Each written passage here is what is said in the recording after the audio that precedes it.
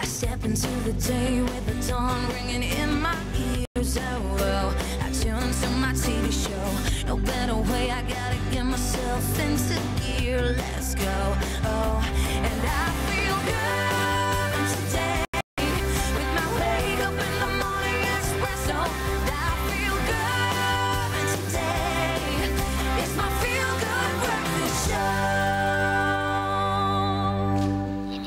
A very warm welcome once again to your Feel Good Breakfast show as we get on with the week, the last week. I keep wanting to say it every single day. Christmas, the last one. 20 more shows to go, y'all. Everyone doing well? Beautiful, man. Looking amazing as well. You know who's looking amazing? Rudy Smith, local choreographer. Of course, he took the country and the world by storm when he did that gorgeous dance to Megan Trainor's Me Too. He's doing it again, y'all. We'll show you in Mzansi a little bit later on. Exciting things. Oh, man, there are more high points coming out of 2017. Of course, there have been a couple of awesome sporting moments. For me, the Blitzbokker taking the world title. That's got to be on our top 5. We're going to go through that list with Mr. Carl Lewis, not the sprinter, the sports journal, this morning. We'd love to hear what were your favourite sporting moments this year? Oh, and we'll definitely add to some adorableness to your Feel Good Breakfast.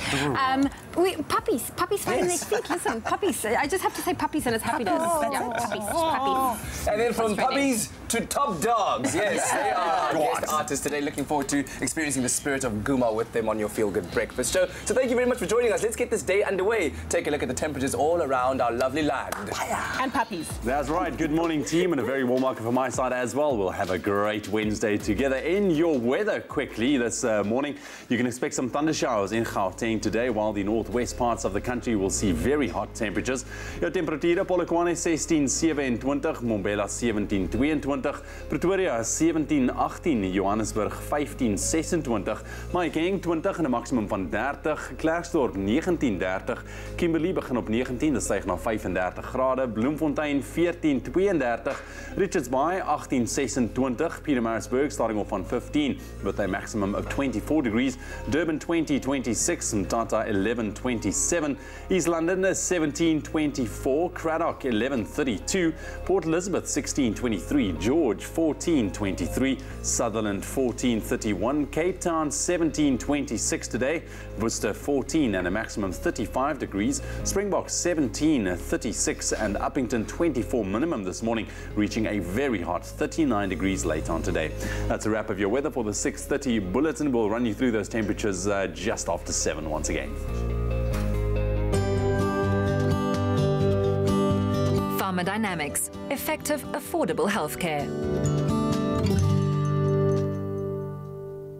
Well, it's time for us to check out what's happening on social media this morning. Of course, our team looking very excited. Why? Because we're sharing some hashtag Wednesday wisdom before Christmas. And we want to know from you, don't you please want to share with us your wishes and hopes as we enter the new year of 2018? Let's see what you had to say. Ndomiso is saying, I wish everyone a good and happy Christmas, and I hope people won't drink and drive during this time. I wish all of you in studio a happy and safe Christmas. To you too, Ndomiso. Thomas says, enjoy the festive season. Boho says, I wish all the best to the dream chasers, that they may get better opportunities in the coming year. Innocent says, good morning, fam. I just recently registered a company and I wish for it to bloom. Yes, child. And then Rishi says, wishing health, wealth and success to all of my family and friends. I love that. Well, we wish you the same. Keep those messages coming. We want to know, what is your message of wisdom and your wishes and hopes for the new year of 2018? What is your wisdom, sir? You know what? Take it one day at a time and don't forget to enjoy it. That's a good wisdom. Just like that. I like it. Easy. I'm trying that one. I'm trying that one. Listen, yeah, we're going to take a quick break, the official first break of your Wednesday morning. Don't go anywhere. Local entertainment is heading your way, and Rudy Smith once again doing phenomenal things.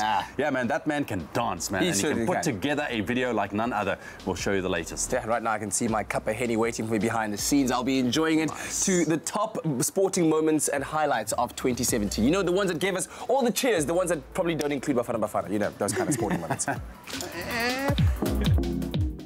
very good morning, you beautiful people. Good morning to you. And Good morning, you beautiful, beautiful people. And welcome to your Feel Good Breakfast Show. Happy birthday!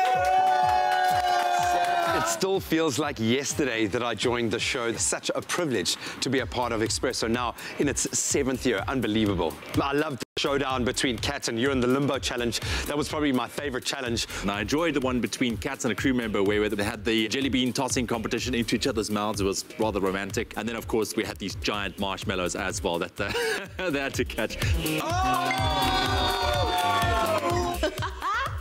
I love the Speak Out Challenge with Wade van Niekerk. To have him on the couch in such a vulnerable moment, because that game, you ain't pretty in that game, like, let's be honest. But the fact that we could be friends and just chill and have fun at the same time was so amazing. You're an Olympic champion, baby. Yes. We also get to spread this lovely energy throughout the land. And I think the best part of that is to connect with all the organizations that we do, the amazing work that they do, to be their mouthpiece, the platform that allows them to do so much more. Unbelievable. Taxi! I think the one misconception I had about New York, after asking a few questions to New Yorkers walking past me on the street, I'm convinced that New Yorkers don't know a lot about Cape Town, which is why they need to come explore Cape Town and learn a bit more. Where is that? Can you name that mountain? Big Mountain. it still feels unreal that I had the opportunity to go and explore Turkey. I got to see Istanbul, I got to see Bodrum, as well as Cappadocia. The highlight of the trip was the moment I saw the sunrise from a hot air balloon with 50 other hot air balloons in the sky. And we're about to get down like never before as we Go, go. Gobisi Kolo I did not practice at all. In fact, I never knew that I could Gobisa my Kolo like that until that moment when they were all dancing and having fun, and she came to fetch me and pulled me onto the set, and I was like, what else can I do but to Gobisa my Kolo? And that's exactly what I did.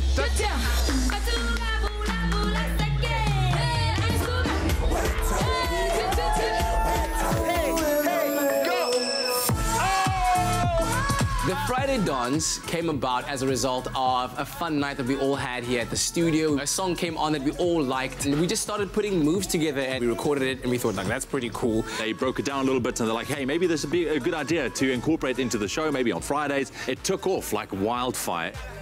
As we celebrate the year that was, we hope that you'll be dancing and smiling into 2018. Expresso will be taking a little holiday and returning to your screens on the 8th of January 2018 with even more moments to make you feel good. From the Expresso family, we wish you and your loved ones a blessed and safe and joyful festive season.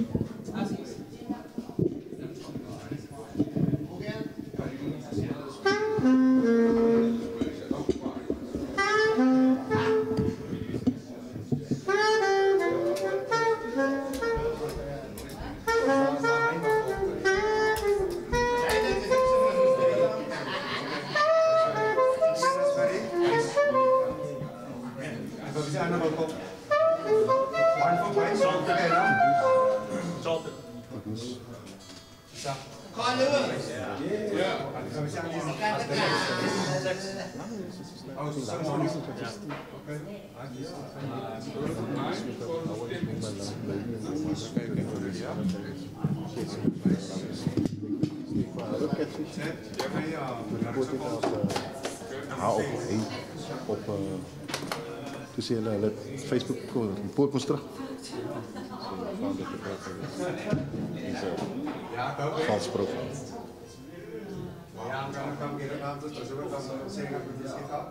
He's playing right now? Is he playing it out? Pretty much.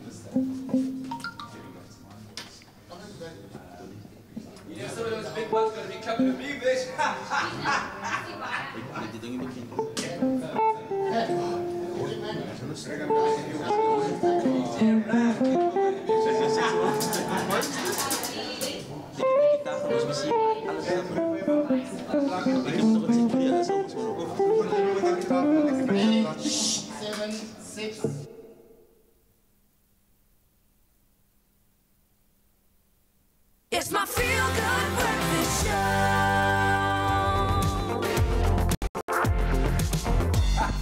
Woo! Yes, it's a beautiful morning. Welcome back to your Feel Good Breakfast Show Expresso on SABC3. Right now, as we're about to reveal some cool local entertainers news. What's happening? Well, you guys remember earlier this year, local choreographer and dancer Rudy Smith went viral with Meghan Trainor's Me Too video. And now he's doing it again with his latest offering.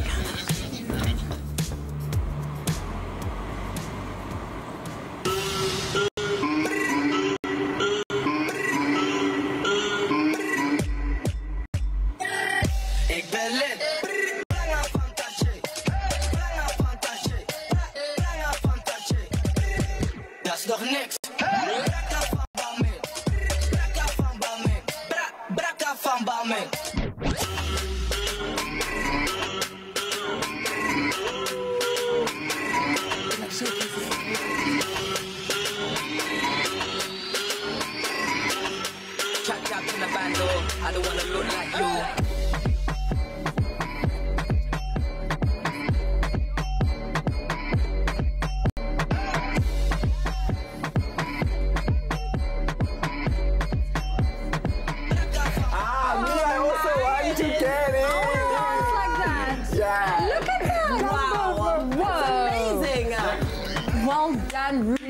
Smith. Oh, guys, go check out the video. It is so absolutely cool, amazing, and it just showcases off the Mother City in such an amazing way as well. Well done. Slap clap to you, buddy. Yes. I want to be best friends with Rudy Smith now. Sure. Now. Hey, come on now. That is insane, man. Well done. Well done, indeed. Now, while we're still counting down the days to our vacation, Linda Mtoba is already on holiday, taking to Instagram the actress shared stunning photos of her latest getaway in Paris. And if that wasn't enough, she's also living it up in Italy as well. And we must say, she's giving up some serious travel feels at the moment. But I'm like, go girl, live your best life. It's been a hard year. You might as well spoil yourself a little bit. Spoil yourself. Is it just holiday, just enjoying ourselves? It is. A lot of people already, they're on holiday, you know? We're just waiting till the last minute. But like everybody else is, they're on it. Have they approved your Schengen visa? Not yet, eh? Okay. Sure. Not yet. I'm not going on holiday if I should make anyone feel better. You're not going to go on holiday? What do you mean? Working the whole Gotta make that money, honey. You know what I'm saying? Get that paper, girl. That's right. Sometimes you just want a break and you just want to take a nap. Okay. And then when we are poor, then you are like, who lives like this? At least you guys will be well rested. Oh, goodness. So and you, great Kat, news. like any travels for you? Me? Hey, listen, when the holiday starts for us on Friday, I'm going to be taking the next 2 weeks to do as little as possible for as long as possible. Are you sure? Because you work a lot, though. They say you must just move enough so people don't think you've died. Exactly. No, I know, but that's the thing. I think I'm going to switch off WhatsApp.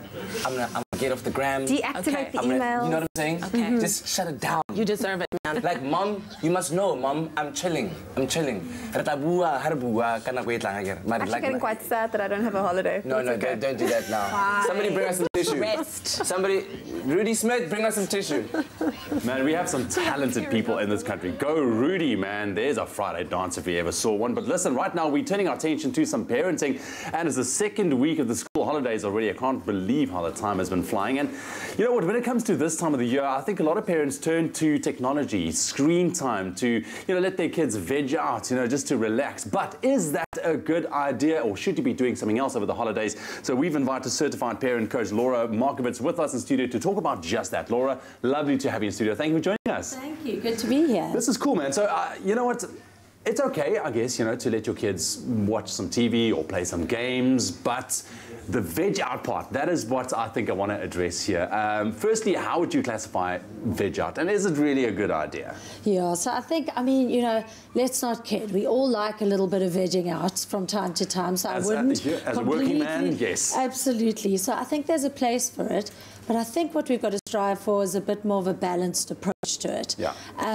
You know, if our kids are sitting on a screen all day long, we have to think about, well, what are they actually missing out on while they're on a screen all day long? And I always think that's an important thing for us as parents to be thinking about. So if they're sitting all day long watching TV on a cell phone or on an iPad, whatever device they're on, they're missing out on socializing. They're missing out on emotional, physical development as well that happens when we're out there playing. So we really do need to apply our minds and think about how we're using screen time. So what are the things that parents should take into account to really try and strike that balance, specifically over the holiday season? Because now you've got the time to be with your kids. Yes, so, you know, and hopefully, yeah, some people have the time, some people are still working, so they're still trying to balance that stuff out. But I think it starts with us, first of all, and it always does, is we've got to think, well, how are we managing our own screen time? Yeah. Because, of course, if our kids are seeing us on our phones 24/7 and we're going, guys, get off the screens while we're staring at our phones, we're not really setting a great example about things. So we've got to think about that, first of all. And then we've got to think about doing it consciously. So I always think it's great to collaborate with our kids and go, you know, it's holiday time. We know you want to have a bit more screen time than you normally would. Let's think about it. How much is okay? So it really is thinking about it. And then also I think it's great to think about that we can also get involved in screen time. You know, there's nothing wrong with us actually sitting down, watching a movie with our kids, as opposed to just pressing play and leaving them to it. It's an absolutely amazing opportunity for us to get them to think critically about what they're watching, help them understand what they're watching, and really think about what they're doing on the screen. So even games, you know, for us to actually sit down and play some of our kids' games that they're playing. I love playing games with my boy. Absolutely. Yeah, it's awesome. So it really is, you know, being involved, thinking it through, and being mindful about what we're doing, and remembering that even though it's holiday time, we can still be in control. Look, and the last thing you want to do is take away the socializing aspect, you know, of getting outside, you know, interacting with other children and people as well, and also the playing aspect, you know, the imaginative playing as well, which is very, very important. So, Laura, thank you very much. We are going to be talking with Laura a little bit later on, and you know, we are also need to embracing technology. That is what we'll be addressing a little bit later on with Laura in our parenting segment. Stick around for that. So as we look back at 2017 from a sporting perspective, it's, I think for South African fans, certainly plenty to celebrate with spectacular performances from our star athletes right across the board. And to give us his pick of the best moments from South African sport this past year, we are joined this morning by sports journalist and friend, Carl Lewis. I say friend lightly, okay, dude, you're bowling me out at the JP21 Super 8s. That's not on the list, unfortunately. It's number 6, okay, it doesn't make our top 5. But welcome to it. Thanks so much for your help this year unpacking all of this amazing sporting action. We've had some amazing highlights. Let's start with first the Blitzbokke, always a bridesmaid, never a bride. Not this year. They got that world title. Yes, I think it comes from, I think, 4 years of hard work the Blitzbokke have been putting in. They just blew the competition away in last season's World Series, and you know, they already picked up a win this year in Dubai, but last year was just special. They were just utterly dominant, although they didn't win in Cape Town, which I think the home fans are yearning for, but they did win 5 out of the 10 World Series events, which just tells you everything you need to know. Yeah, the systems are there. So many, Roscoe, Vadner, so many star players in that outfit. In fact, everyone a star player in that team, from coach down. Then our man of the moment, continuing that incredible momentum that he's had pretty much his entire career, Chad de Clos, becoming the first male to win 4 World Cup titles. And it looks like he's just gotten started still. Definitely. I actually interviewed him a couple of weeks ago, and he still feels he has a big future, and he still wants to represent South Africa for a very long time and build facilities in South Africa, you know, where he can come trained instead of having to travel the world. I love that. But getting back to his achievements, like you said, being the first athlete to win 4 times. He had a very tough 2016. You know, both his parents were diagnosed with cancer. So I think the 4th one was very special to him, and 2017 was very special to him. So a real show of character, and the 2.1 million rand that he won in prize money through that process. You can use that to build his facilities. I love it.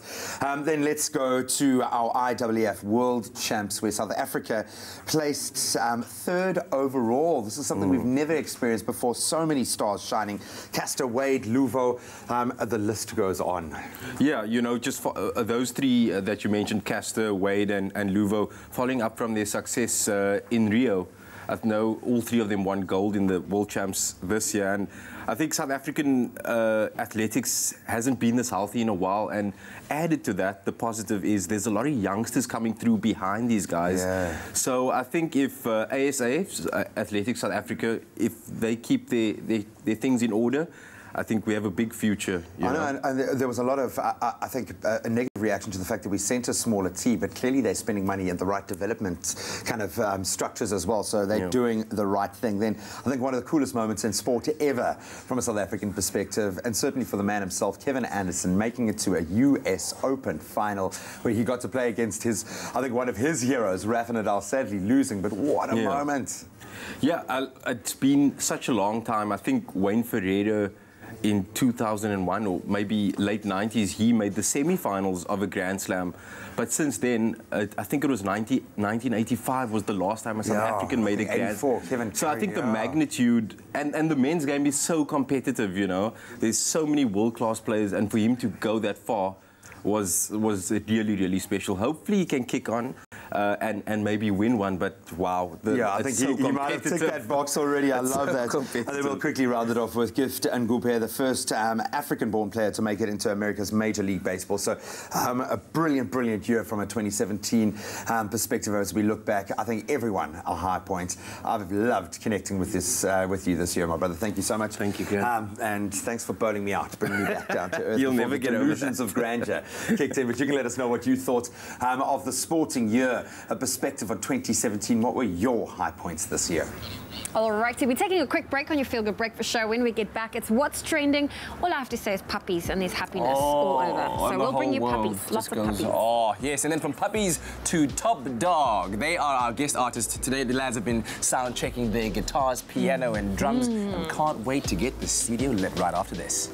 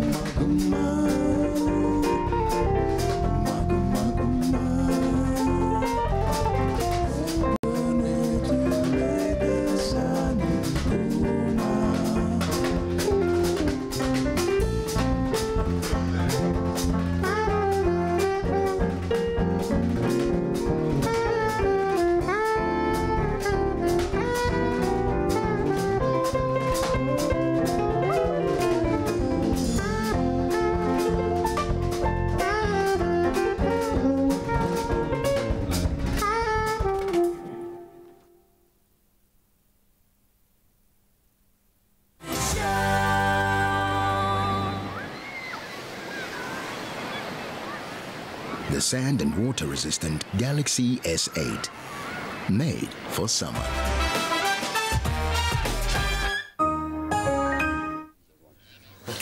Welcome back. You're tuning to your Feel Good Breakfast show right here on Expresso on SABC3. Welcome to it. Thank you for choosing to start your day with us right now. Let's get into a little bit of fun, shall we? Yes, time to check out. You promised us puppies, girls. You promised us puppies. Okay, Come on. Singular puppy, very adorable. You know, for me, a favorite part is when a baby discovers their feet. Well, how about a puppy discovering their own feet? Just take a look at this. Isn't this just adorable? Stop it.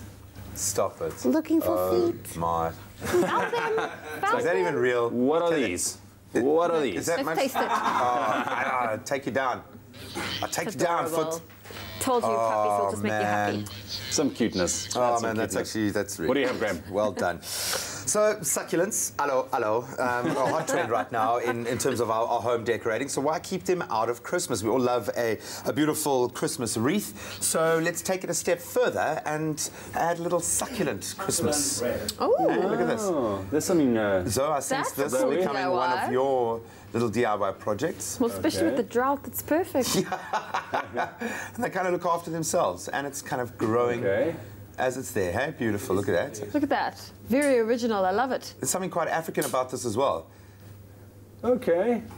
And wait for it. No, it can't. Is that it? No, it can't be done yet. That's it. Well, hey? Amazing. No, that makes for a very African, very South African Christmas. I love that. Well done. Succulent. We'll love it. Succulent. Succulent. Succulent Awesome, guys. To go with the succulent roast. Thank you for the cute stories, Zoe. You're welcome. Thank you for the suits. Some puppies. Puppies and feet. Lovely. Listen, right now, though, let's get festive with some music.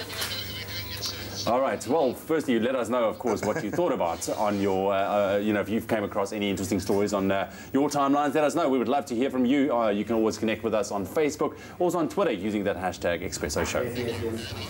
Well, right before we get some music live here on our Feel Good Breakfast Show, right now, we get a chance to listen to an interview where Graham got to sit down with French DJ Klingon, the man who was responsible for the hit single Jubal that put him and cemented his name among the top DJs all around the world. Let's take a look. Save me. 26-year-old French DJ Klingon isn't just known for his unusual Swedish stage name. He's also one of the world's most prominent beat makers, and he recently visited and performed in South Africa, courtesy of Corona.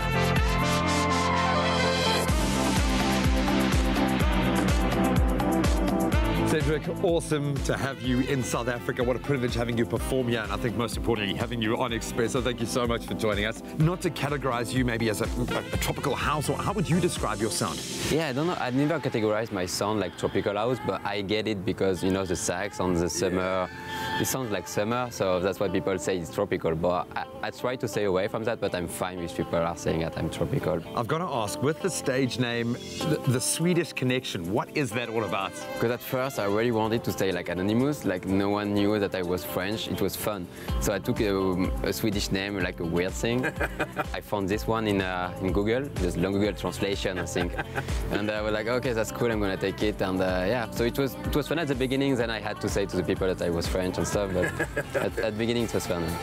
To date, the DJ and producer's biggest hit is a single entitled Jubal, which reached the top 3 charts in several countries in 2013 and helped cement his place among the world's top DJs. Were there DJs or musicians, artists that inspired you when you first got going? When I started to make music, it was Avicii, Axwell, Ungros, all those guys. The Swedish house, you know, kind of music, and because there is a lot of melody, that's what I really like. So you play a couple of instruments there. Was it first classical instruments and then the DJing? How did these two get intertwined? I've always been a big fan of saxophone on stage and playing with people, and then I was like, okay, I'm gonna add this thing to my music and I'm gonna try something different from the other. And what I want at the end is to have like a band. I would love to not just be a DJ, but to play in a full band. Which side of the game do you enjoy more? Out there in front of a crowd, in a banging club, or producing, kind of getting into that creative side? I like both, to be honest. It's cool to come back home and to write music, because the cool thing is to play your music to a crowd. I don't really like to play music from others, so it's, you know, you have to do both to be satisfied. And there is not a better feeling than playing a new record that you have never played before to a crowd, and they love it. And it's also cool to be back in the studio and to just come down and just chill. Is there a formula that you stick to when you create a hit, certainly a hit as big as Jubal or something like that? The trend and what people like evolve, so you have to evolve with that. So there is not a formula that's gonna work forever. Yeah. It works most of the time for two songs. You know, like you make a hit, then you have a follow-up and stuff. Then you have to reinvent your music every time. We have got so many young DJs in the country that would like to follow in your footsteps. Do you have any advice? You need to create something new. You know, if you want to make it, you need to be one of the first to make a new genre. And I think the great way to do that is most of the time to take two really different genres, and to try to mix them to make something quite new. It was the case with this genre, with my genre, because it was taking the deep house and the pop stuff and to make something together. And that's the best advice I can give. It worked for me. And and then learn to play 5 instruments and drop an absolute hit and make yourself world famous. Simple as that. My brother, you're an absolute superstar. Thank you so much for joining us and enjoy your time in South Africa. I will. I will, for sure. Oh, great to have had the opportunity to chat with DJ Klingon and certainly setting us up for the party mood that is within the festive season because, of course, Gidizemba, boss. But right now, let's get ahead of the news headlines of the morning and take a look at what's happening around the world. In the national news this morning, according to experts, South Africa, the world's 7th biggest wine producer, is expected to see the smallest harvest in more than a decade in 2018 after drought and lower planting hit yields. The winelands is mostly in the coastal Western Cape province, which was declared a disaster area in May due to a severe drought that has dried up dams and led to water restrictions for residents and the industry. Based on a survey conducted in the last week of November by industry body South African Wine Industry Information and Systems, the 2018 harvest is expected to be much smaller than the estimated over 1 million tonnes produced in the 2017 crop. Convicted murderer Oscar Pistorius has filed an application to the Constitutional Court to appeal his recently imposed 13-year prison sentence. Details of the grounds for Pistorius' appeal are not yet known. However, it is understood that he filed his notice of intention to appeal at the Constitutional Court yesterday. It is understood the state will oppose the appeal if the Constitutional Court grants Pistorius access. Now moving further abroad, Saudi Arabia says it has shot down a ballistic missile fired by Yemeni rebels aimed at the Royal Palace in Riyadh. Mohammed Abdul Salam, the spokesman for the rebel Houthi movement in Yemen, said that a meeting of Saudi leaders at the Yamama Palace had been targeted. He added that the Houthi response would continue to increase, whether it's targeting deep inside Saudi Arabia, military positions where Saudi jets fly from, or military bases inside Yemeni territory. And then finally, Media Freedom Organization Reporters Without Borders says at least 65 media workers around the world have been killed doing their jobs this year. Amongst the dead were 50 professional journalists, 7 citizen journalists, and 8 other media workers. The 5 most dangerous countries were Syria, Mexico, Afghanistan, Iraq, and the Philippines. Well, that was your 7 o'clock news update. Let's get a look at what's happening in the world of sport. Here's Graham.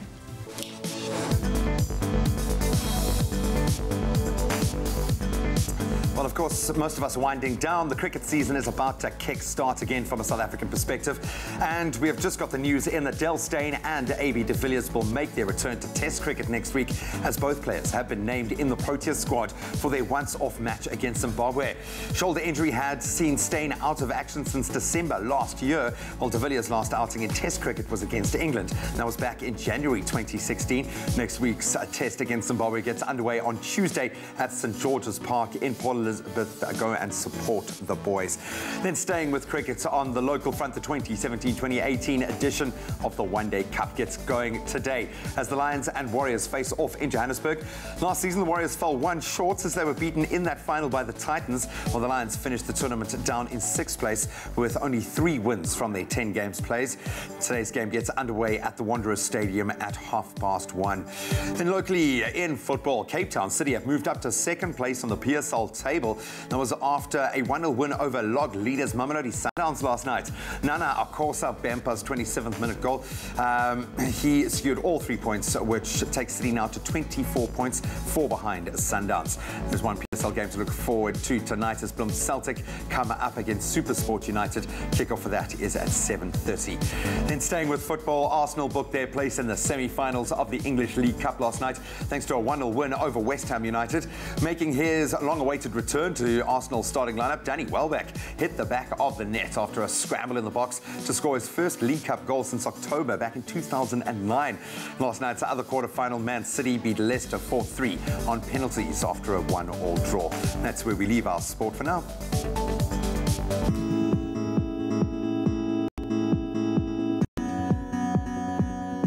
Just after 7 right now, let's quickly take another look at your weather and those temperatures. And in Gauteng, you can expect some thunder showers for your Wednesday.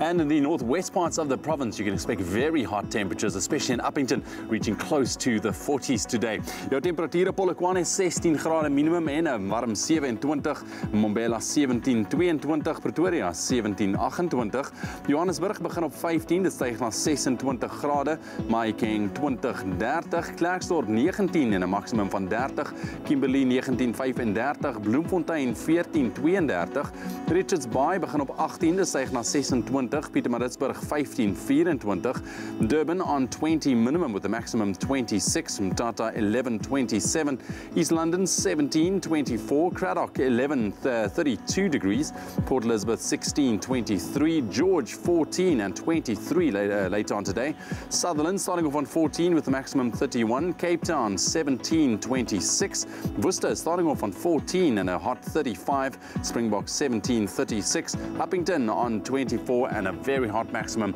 of 39 degrees. That's a wrap of your weather on your Feel Good Breakfast Show, and we'll bring you a last update just after 8 o'clock. Well, it's time for us to head to social media this morning. We're looking at the hashtag Wednesday Wisdom. If you need a little bit of a pick-me-up ahead of the end of the year. This person says, take risks. If you win, you'll be happy. If you lose, you'll be wise. There we go. Never a failure, always a lesson. Susie Day says, Wednesday friendly reminder. Each day is a precious gift. Never leave it unwrapped. I love that one. Let's scroll down. So much that people are saying here. Alexa Gray, a ship is safe in harbor, but that's not what ships are for. Also, she says, you cannot protect yourself from sadness without protecting yourself from happiness. And then John McGrath says, go set the world alight. Let's see here what this actually says. Zoom in. Very nice. The most powerful weapon on earth is the human soul on fire. Enough said. Go and check out hashtag Wednesday Wisdom. Well, we're taking a quick break on your Feel Good Breakfast Show. When we get back, we'll take a look at a daily tech update. Now, I know a lot of people have the Spider-Man app on their phone. That's basically a cracked screen. Well, we'll take a look at the future of cracked screen repairs. And listening to the music of Top Dog SA, one of Cape Town's most well-known bands, as they continue to celebrate South African heritage right here on your Feel Good Breakfast Show.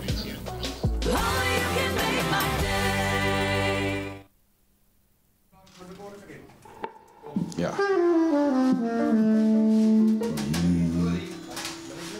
Mics is the mics are too loud.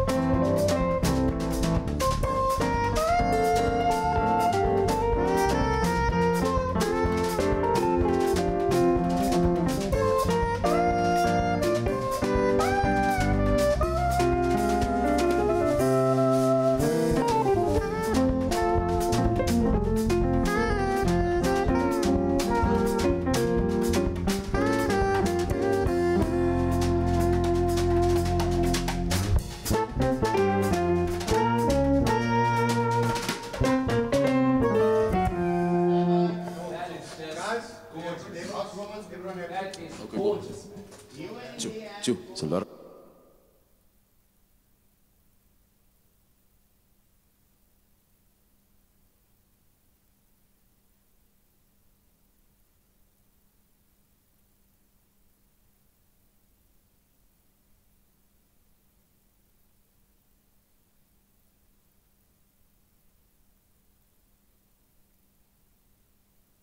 It's my Feel Good Breakfast Show. Welcome back to your Feel Good Breakfast Show. This is Expresso on SABC. And we're about to enjoy some beautiful music right now, courtesy of Top Dog SA, one of South Africa's and Cape Town's most well-known bands. And they promise to take patrons on a journey of indigenous music with their second installment of the Nama Jazz series at the Artscape Theatre. And that's taking place from the 28th until the 31st of December. Certainly a show that you don't want to miss. And right now, they're about to perform Spirit of Guma.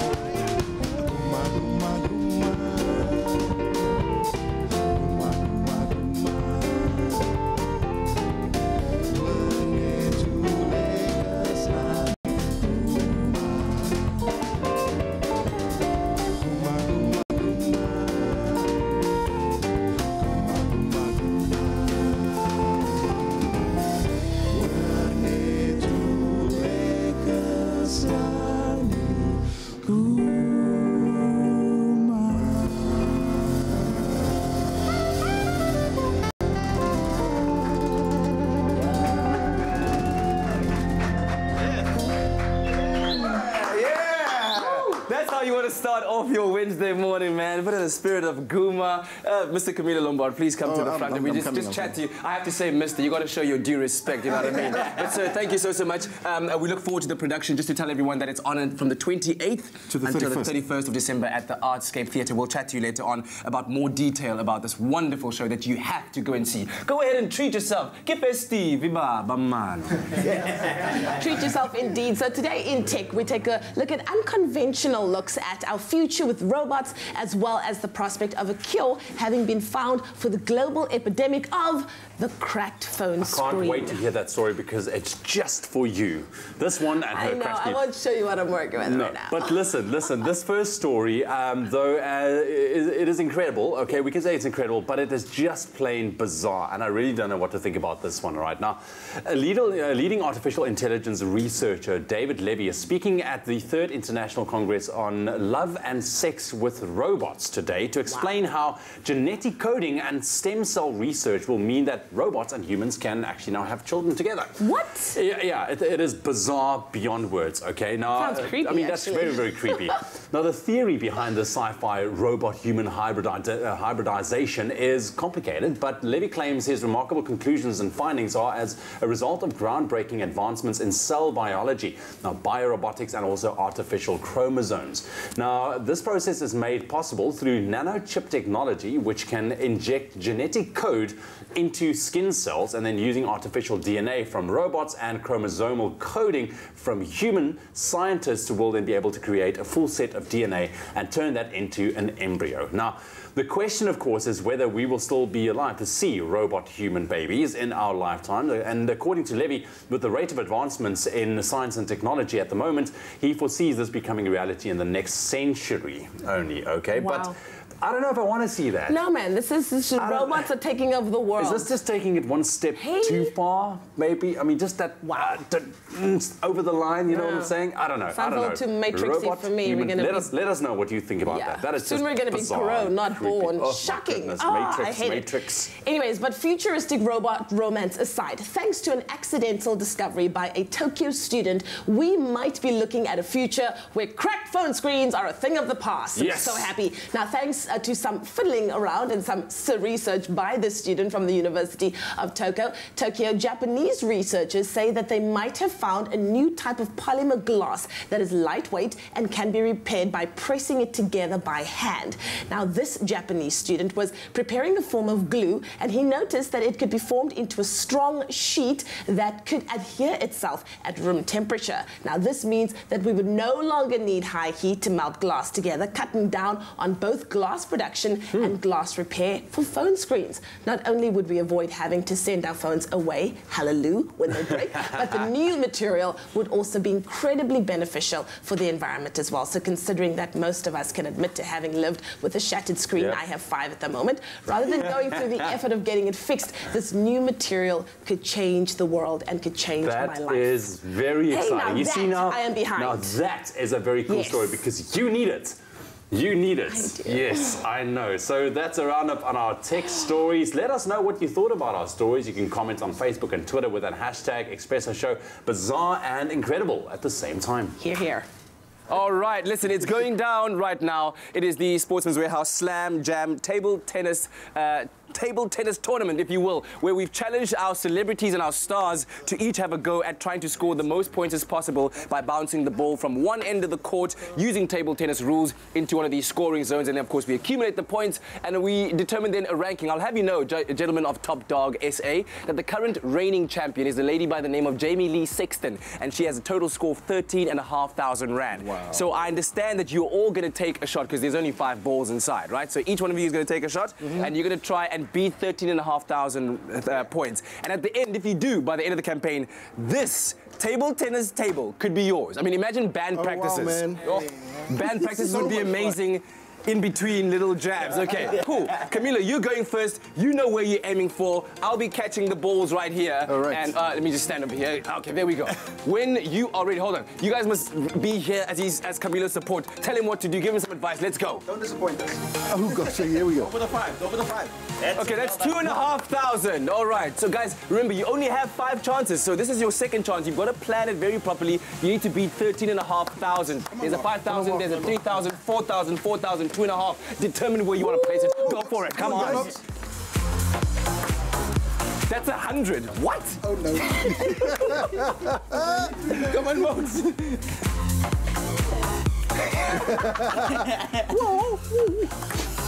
That is a total miss. Guys, are you serious about this game? That's 2.5. Yeah. Okay, I think you guys are now on 5,100. Somebody's gonna have to pull a miracle. When you hit the 10,000. Like you hit 10,000. When you see 10,000? That's 500. Oh my word. Such disappointment, gents. So that was an incredible score of just 5,600, which I think would put you just above Paxton Phillies. Oh, yeah. Paxton Phillies. Okay, so give yourselves a round of applause. Unfortunately, you will not be winning our Durban table tennis table, but still, you still have to perform for us, right? So no bad feelings. All right, we still have until the end of the week to determine which one of our celebrities will be winning this beautiful table tennis table. But thank you very much, gents. That was played in good spirits. Hey, guys, let's give them a round of applause.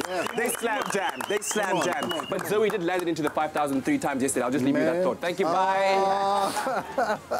Well done, gents. So the Expresso New Metro Movie Club has given viewers, and ourselves included, the chance to see the latest films in world-class cinemas this past year.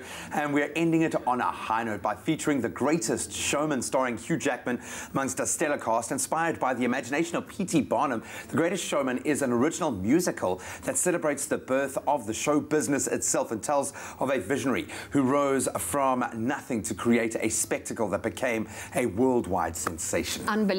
And you can experience this Golden Globe nominee for Best Picture at New Metro Cinemas nationwide, showcasing movies these holidays with the best digital sound and screen quality. And to stand a chance to win double tickets to see The Greatest Showman at New Metro, plus we're also throwing in a free soda and popcorn as our holiday gift to you. All you have to do is SMS the keyword showman plus your name and city to the number 40675. And remember, you need to add the city in which you're able to watch that screening. Yeah, but you can find all the terms and conditions on expressoshow.com. The competition closes on Friday. That's the 22nd of December at midnight. Sing, dance, and enjoy critically acclaimed piece by entering and stand your last chance. Can you believe it? Last chance this year to end 2017 on a high note. Find the best entertainment at New Metro Cinemas. It's your scene. You guys just aren't over it, eh? Well, they're actually warming up now. They are. They're reliving it over and over again. Wow. Anyway, speaking of reliving great moments, with the recent hosting of Mrs. World, that pageant by the city of Culinary, we capture some of the excitement as we get to chat to the ladies who made it to the finals. Fantastic, fantastic. And of course, the holiday season is here. Road tripping might be on the cards, and if you have a little bambino at home, bambino, if you want to travel with your baby, we've got some great tips as well. Stick around for that and a whole lot more after the break.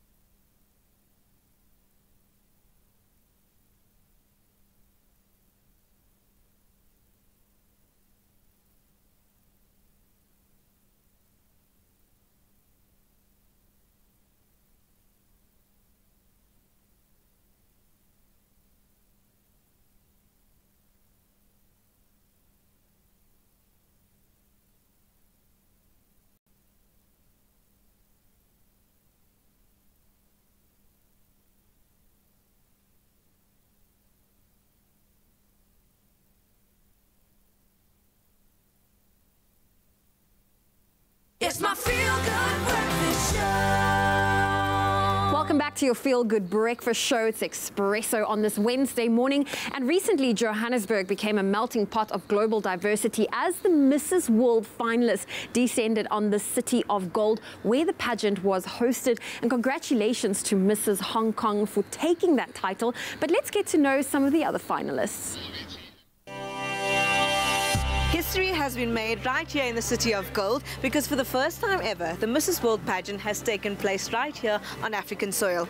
We're certainly proud of our continent, but are the international finalists impressed?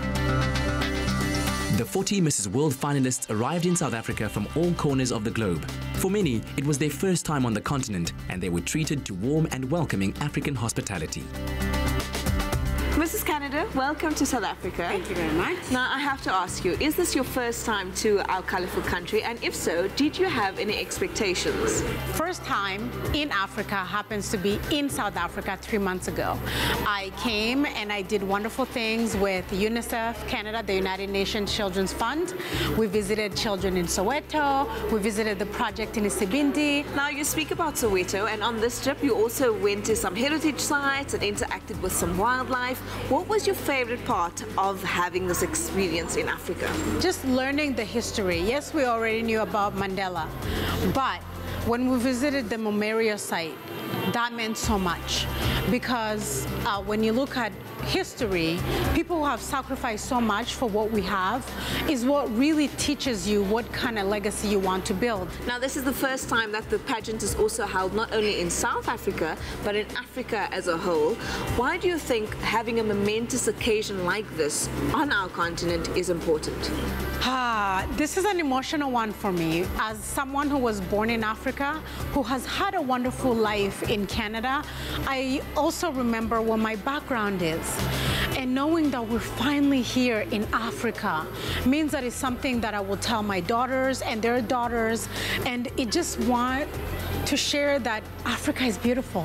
This is the beginning of many, many, many years to come. As South Africa is already a diverse nation, it was an ideal moment in time for these ladies to forge friendships and networks over their shared experience in our rainbow nation. Mrs. America, welcome to South Africa. Is this your first time to our country, and did you have any expectations coming here?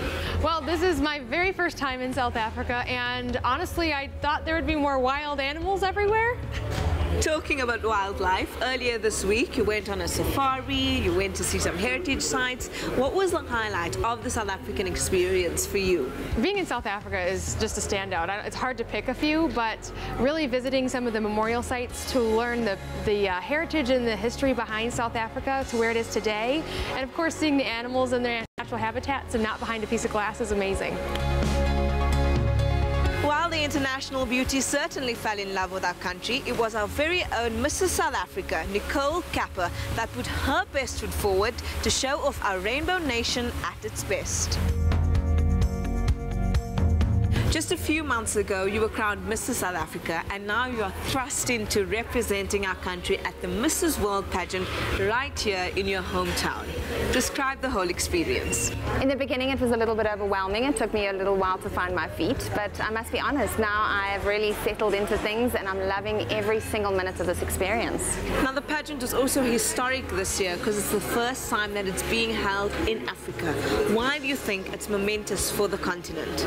I think this is critical because in every discipline, you need a hero to inspire the youth to follow through and do the same. And you see it when people can relate to their golfing hero or their rugby hero or their tennis hero. And hopefully Africans can look at this as an example of women standing together, woman for woman, and they can desire to be the same, not just in a beauty pageant like Mrs. World, but also in their communities, to be able to stand up as strong women. I think it's really relevant for Africans right now. Mrs. SA certainly showed her international counterparts a trip to remember, and we think teaching them a local phrase will make for a great memory too. So I'd like to teach you a little bit of our culture, and it's a South African phrase. Are you up for the challenge? Yes. This is a phrase that's in Afrikaans, and it means I love Africa. It's quite simple. Ek is lief vir Afrika. Vir Afrika. Yes. Ek is lief vir Afrika. Ek is lief vir Afrika. Yeah. Ik is lief vir Afrika. This one means I love Africa, and it's in Tswana. You ready? I'm always up. I can't promise, so don't be offended. Ke rata Afrika borwa. Ke rata Afrika borwa. Yes? Well done. You got it on your first try. With the Mrs. World pageant behind them, memories of our wildlife, heritage and a new phrase in hand, the Mrs. World finalists certainly are equipped to take enough from our home to theirs. Right, back in studio right now. Now, earlier we spoke about how parents can help strike a balance between their child's use of technology and socializing during the school holidays, and we're continuing that conversation with our certified parent coach, Laura Markovitz. Lovely to have you back, Laura. So, yeah, interesting subject. Nothing new, but I think it's definitely something that parents need to be aware of. Just first and foremost, just to recap quickly, why is it important for parents to make sure to strike a balance between the use of technology and letting their kids socialize and play outside? Yes, I think if we're doing too much of one thing, I mean, technology is here. It's here to stay, and it's a good thing. It's not a terrible thing. I don't think we should be demonizing it. But we need to be striking a balance so that our children have a more balanced approach to life, that they're not missing out on the social, emotional, and physical development that they can be getting through play, through making up their own rules, through engaging with the world, and not just trying to get to the next level in a game. That's the thing. That's the thing. Now, you talk about embracing technology. Screen time. How much screen time would you say should parents be looking out for? How much are you allowing your kids to do? So, I mean, you know, it's not an exact science, and I can tell you some of the pediatric associations, not the South African one, but the Canadian and American, they have guidelines. For younger kids, I think, you know, we should really be limiting it and no more than an hour. For the older kids, maybe around 2 hours or so, and in the holidays, maybe a little bit more. You know, we don't need to be absolutely rigid. The most important thing is that we're thinking about what our children are watching, when they're watching, how they're watching, who they're watching with. Those are things that we should really be applying our minds to and thinking about what they're potentially missing out on when they're getting too much screen time. We were talking about off screen just now about road tripping, and I mentioned that I was on a road trip with my family just last week, and it was fun because I had some tablets in the car, you know, obviously, but I was limiting it. But that's also a great option. But once again, you know, what I try to do is to, you know, give them the tablets, you know, for a part of the journey, a little bit part, but the other journey I'm trying to teach them about the road signs on the side, you know, and see what they can see. I mean, this is an important part for you as well, being a mom. Exactly. I think, you know, we've got to be careful as we think every time there's a little bit of downtime that we stick our children on a screen, and again, then they miss out on looking out the window, seeing things, seeing what's happening in the world. So we really need to be thinking about that. I mean, as you say, I'm a mom. I know what it's like to have kids in the back of the car for long periods. So, but we do need to think, you know, we don't want to just stick them on a tablet. Even in restaurants, even out there in the world, as soon as that's what they're doing, then that's what they know. And we're setting a precedent, and then they lose the opportunity to be engaging, to be using eye contact, to be seeing things, to be talking with our families about what we're seeing and what we're engaging within the world. And what you mentioned earlier on is also very important. You need to be aware of what your children does on screen time and be aware of what they are watching. Absolutely. And that's why I said, you know, it's such a great thing, and we mustn't forget to be watching with our children, so that, you know, we can't always do that, but when we can, to actually sit and see what they're watching, not just give them a device and leave them to their own devices, but to actually be engaging with what they are seeing. Yeah, and it's important to go about and spend quality time, because for me, you know, I'm very busy throughout the course of the year, so now is the time to really sit down with my boys and spend that quality time, which I think a lot of parents should take into account over the holidays. Absolutely. This is the time when we get extra time to connect with our kids, and it's not always easy, because it's very full on and because we are tired, and there's a lot going on, but it really is an opportunity when we can be connecting with our kids, and we don't want to leave that up to the screens. That's it, Laura. Thank you very, very much for joining us. Have a very, very good festive season. Merry Christmas, Happy New Year. I can't believe we're saying it. This year is at its end. But to all you parents out there, go out there and really make the most of this holidays with your family. So time now to get back into Expresso's baby business. It's the space for new moms and moms to be and dads who want to be on top of the game. The holidays are just around the corner, and with holidays come road trips. Now, for parents with kids, this can be a very daunting experience, as traveling long distance in a car with little ones can become a pretty difficult situation. So today, we are helping ease the stress of travel by giving you some expert tips on keeping your children safe, fed, and entertained during those long road trips. And of course, we have got blogger Mandy Lee Miller, who is an expert in all of these, I think, very nuanced approaches to traveling with a small one. Mandy, welcome to the show. Thank you so much for joining us. I'm loving the little baby bullet, and we're going to get into our feeding, but I think something that I'm certainly thinking a lot about now when I travel, I'm about to buy a new car, and I'm also almost forced to buy a new car seat because my little one is approaching that next phase. But car seats, that's got to be first and foremost. Safety is the most important thing when you're out on the road with your little one, surely. Absolutely, yes. So every child under 1.5 meters tall needs to be in a car seat. That is around 10 to 12 years old. Most people don't realize that. Yeah. And it's very important that your child's in the right car seat for their height and weight and stage of development. So there are 3 different stages. There's your infant seat that your little one will be in until they are usually around 1. People always underestimate that. So it's 75 centimeters and 13 kilograms. He's about 3 kgs off, so I've got a couple of months. You've still got some time, yeah. And then your toddler seats, there's 2 different kinds. So there's the one that goes up to 18 kilograms, and then there's 4 in the country that go up to 25 kilograms with the harness, which is ideal. What really blew my mind was knowing how much force is involved when you're in a car accident. Break it down to us. What's actually happening in that car? Okay, so at the moment of impact, or if you have to slam on brakes, your weight is the equivalent of the speed that you're traveling multiplied by the weight of your child. So if your child is 10 kilograms and you are traveling at 100 kilometers an hour on a highway, at the moment of impact, your baby will weigh 1,000 kilograms. So that's why it's so important. Word. Yeah. My word. And of course, we get to benefit from things like, you know, the air cushions and those sorts of things, or we can stop with the steering wheel, but that is crazy. So make sure that you have the right car seat for your baby, for your child. Up to 10, 11 years old, they should still be in a car seat. And always buckle up, regardless. Always buckle up. So now we move on to the next phase. My little boy eats like a demon, like a champion. That's why the baby bullet has been a godsend to me. We do a lot of small batches of very organic, very fresh food, so it's been a lifesaver, especially with the dated little containers, being able to freeze stuff. But where do we start when keeping our babies fed on a long road trip? Well, ideally you want to have something that is easy for them, that you don't have to worry about choking. Yeah. Very important. So having things like smoothies and, you know, soft foods that they can eat out of those little pouches, that kind of thing works really well.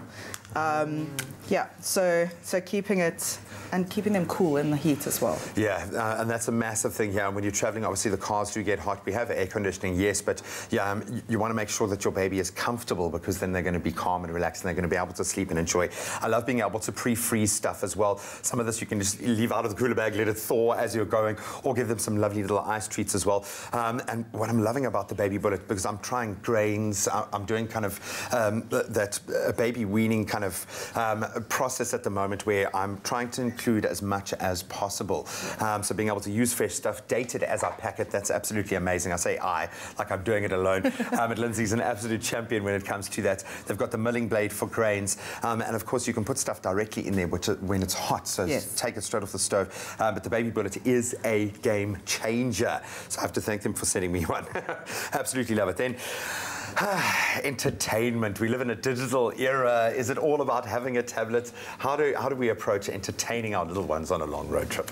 You want to be careful, because everything that speed and weight thing applies to everything in the car. So having anything that is heavy or hard, that becomes a weapon in the car as well. So ideally you want to kind of have soft toys to entertain them. Hand puppets work really well, I figured out. Because then it keeps for the co-driver, not the driver, okay?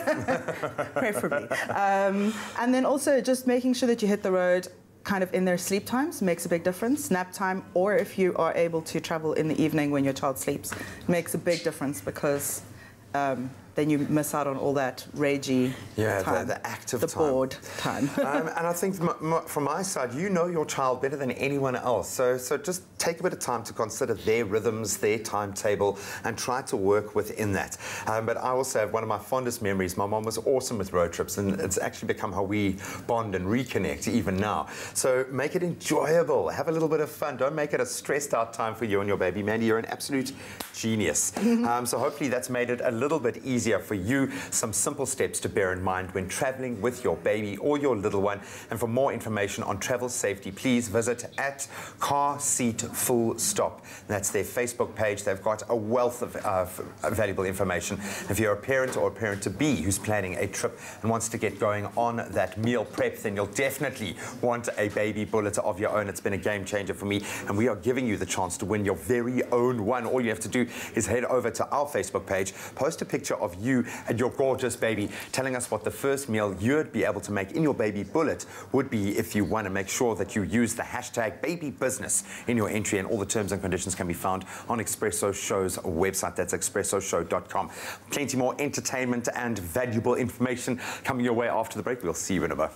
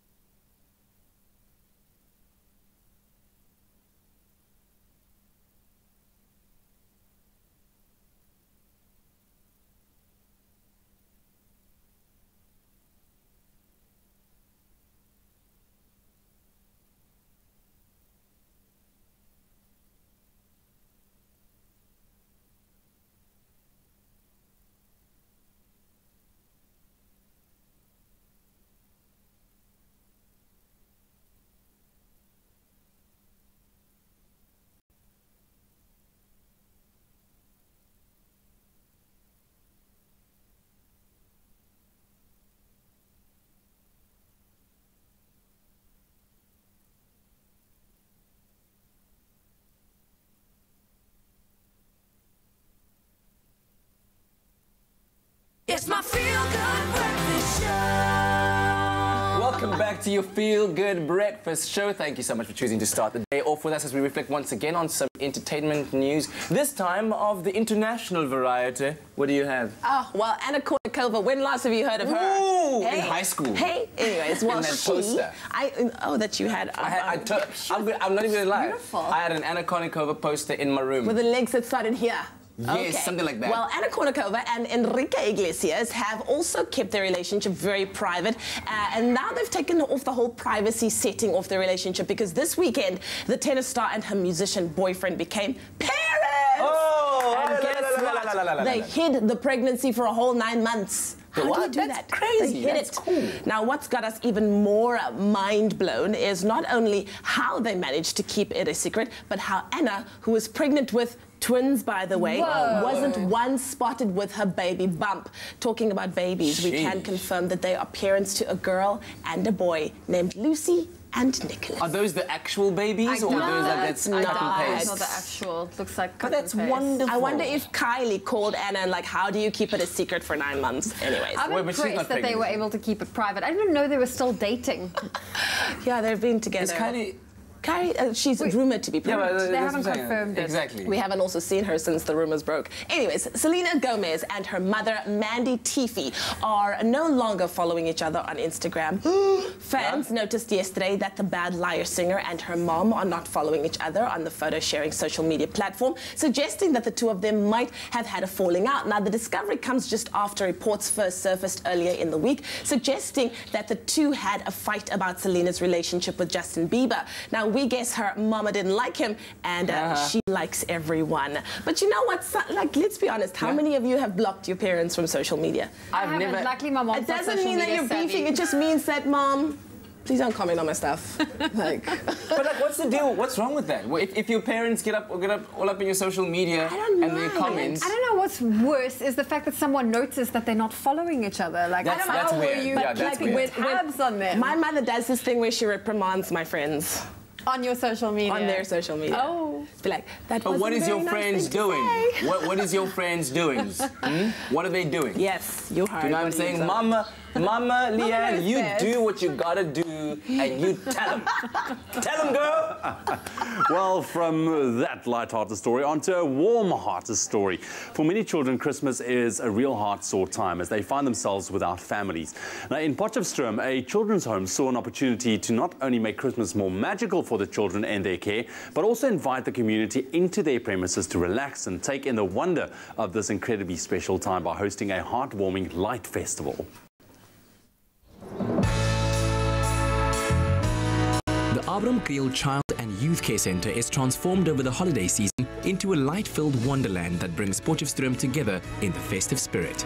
The lights are planned about from May every year, and it's all built by the personnel over and above their normal duties, and it runs for a whole month. And we have artists, and we have 42 kilometers of electric cabling and hundreds of thousands of lights, and it's just one massive experience for everybody. Every cent of the proceeds generated by the Light Festival is used for the care of 230 children at the Abram Kriel Children's Home, which relies solely on donations from the public. We have various projects running at the children's home. One, which I think is relevant to every single person, is the Sponsor a Child project, where you can decide that you sponsor a child, or you take hands with friends and family and you sponsor a child. And then, of course, we'd like to invite people to come and visit us, make an appointment. We'd want to show you what it looks like. And then donations. If you want to bring your clothes, bring toys, bring whatever it is, nothing goes to waste. That I can promise.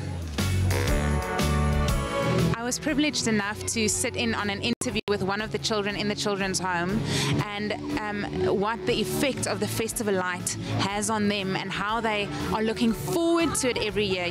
I mean, we just get to be here once or twice, the visitors now in the whole duration of the Festival of Lights, and it changes your life. It's really it's about this time of year, the season, love, new life, new chances, and it's amazing to see the effect that it has on the children at the children's home and the public. This festival only started in 2015, and the attendance doubled in the first year as over 30,000 people flocked to the children's home to see its incredible light display. Each year we try to improve the light festival. We've added color, we've increased the size. We're on a 3,000 square meter area, and we have about 89 kilometers of lights connected by 40 kilometers of wire. We've added a kiddies area, also a lighted kiddies area.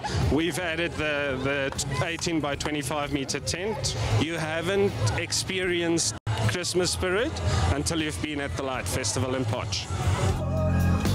The Children's Home also sees their Light Festival as a way of giving back to their community by creating a place filled with entertainment and love for families. Nommer 1 Abram Kriel kinderhuis is natuurlike saak van die hart. So dit is altyd belangrik vir kunstenaars om hier te kom sing. Ons is mal daaroor om hier te kom sing. En ek is natuurlik gek oor Kersfees. Die gehoor in Potch is baie nice. Jy weet, ek geniet die feit dat hulle die woorde saam met my sing en saam klap en aktief is en hulle gil en hulle skree, dan maak dit net nog lekkerder van die show. We're actually all volunteers from Germany, and we are like one of many volunteers who also work at this Kinderhuis here. And yeah, I think for us it's just a great experience to be here. I think the Festival of Lights is really impressive. I didn't believe that it's really like that, so I think the people did a great job. Now we are looking forward to visit everything, all the stands. know, for a very long time, we've been planning to donate something. This have made it happen. What we've paid to get in and to buy things here, we know it's part of our donation towards the Abraham Grill. We have seen the beautiful lights. It's so entertaining, especially for the children, and it's so enjoyable. It's like we are one big family together with the Abraham Hill School. It's a very nice experience. We love it. The Light Festival is on until the 24th of December at the Abraham Hill Child and Youth Care Centre in Potchefstroom. Go support this event and feel the magic of the festive season. Beautiful things in my hometown of Potchefstroom, sending all sorts of love to you all, and thank you so much for bringing some light into our people and our communities' lives. Now, let's talk about Christmas, which is, of course, all about spending time with your loved ones. It's about laughing, loving, and, of course, eating. And if you've got a sweet tooth, then Woolies has just a deal for you today, because today only you can get 20% off of any 2 traditional Christmas cakes and puddings, as well as food gifting from Woolies when you use your W Rewards card. And if you pay with your Woolworths store card or your credit card, you'll also receive a further 5%, which means you could get a total of 25%. So Zola's here to inspire us a little bit with a festive inspiration, making or putting an amazing twist to a Christmas waffle, if you will, which sounds very, very interesting. Yes. I'm liking the lay of the ingredients here. We're about to get festive. So what are we making exactly? We are. So we're making waffles to use with that extra pudding that you're going to get. Yes. Yeah. So yes. buy the 2, get the special, eat the pudding for Christmas. Then when you have leftovers, you have something to do with it. In the morning, especially, because yesterday we were making those croque madame. Is it? Croque madame, yeah. Croque madame. And now when you're done eating your croque madame, you can have the chocolate. Waffle. Yes, you can. Yes, you can. Okay. So it starts with some flour and some cocoa powder. Excellent. And then baking powder, bicarb, and some salt as well. Then a bit of sugar, of course, because it's a waffle and it should be sweet. Absolutely. Okay, so we just whisk those together. Then for the wet ingredients, we've separated the eggs, so we've whisked those. Keep whisking for me there, please. Okay, cool. A bit of buttermilk. If you don't have buttermilk, you could actually also just use regular milk if you wanted. Okay. So what does the buttermilk do in terms of making a difference to the texture? It enriches it, and it also makes the batter a little bit more tender. But it's it's a consistency thing with waffles. And as long as you separate your eggs and you whisk the egg whites, you're halfway there. I'm about to get to ribbon state.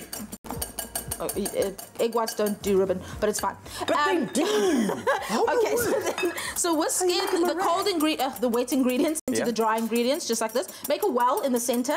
Yep. And then we whiskey, just like so. Alrighty. Okay, I'm going to switch to a spatula just to make it easier. Then this is where your leftover fruit cake or fruit pudding comes in.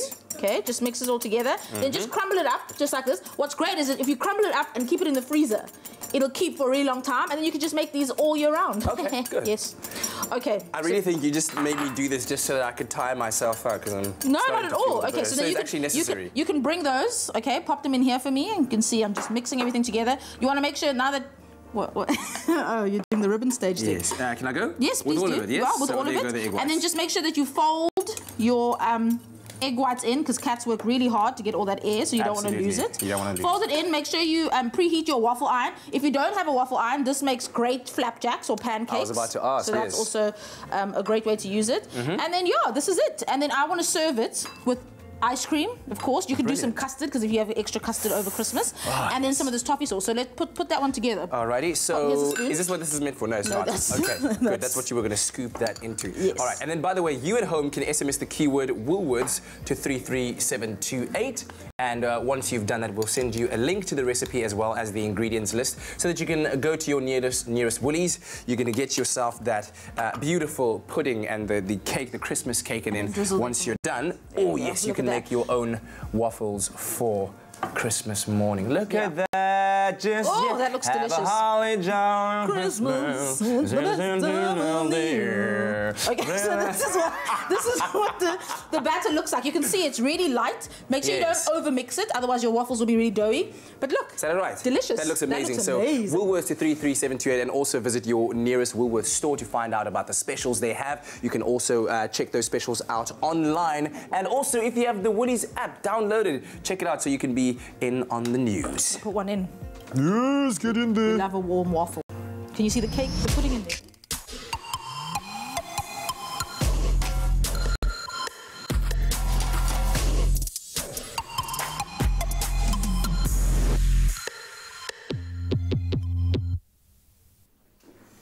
Looks delicious, man. Wow. Looks delicious. Wow. Zola Nene keeping things festive. Let the season of eating begin. Let it begin. It's officially open. But listen, we're going to be taking a quick break right now. When we come back, the Culinary hotline bling. Ting, ting, ting. Love it when everybody gets involved. Call us 0214309881. That's the number as we solve your cooking conundrums. It's the last one of the year, so enjoy right. it. Then Top Dog SA are going to bring us another beautiful performance. We love you guys. Love you. You want to stick around with us, you know?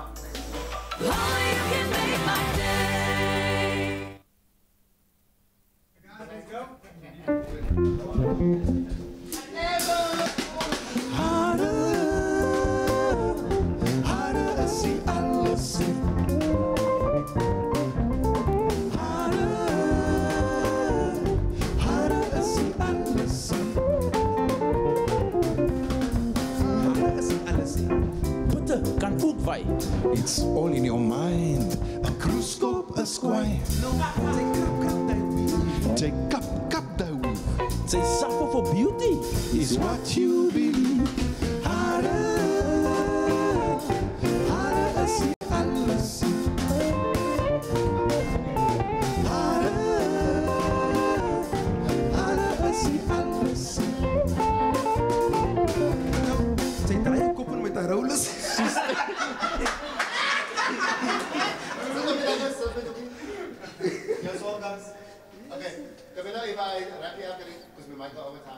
Okay, sure. Yeah? Okay.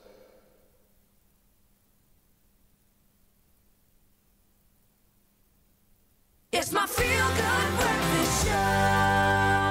Welcome back. This is your feel-good breakfast show Expresso on SABC3, and what a lovely pleasure it is to welcome Top Dog SA in our studio, one of South Africa's most premier jazz bands that have performed on local and international stages, and they're putting on a show from the 28th until the 31st of December at the Artscape Theatre. You have to go and check it out. They're about to give us a taste teaser of what you can expect with a song called Harder.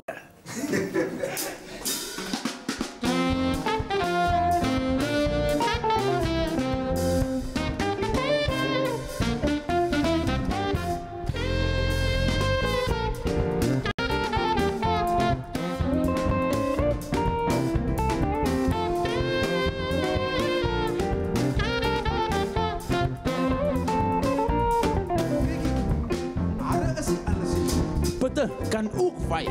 It's all in your mind. A cruiskop, a square. Say krap thy weave. And say cup thy weave. Say suffer for beauty is what you believe.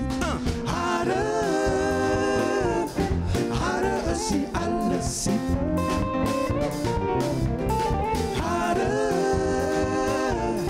Harder, see alles. Nou kyk hier man.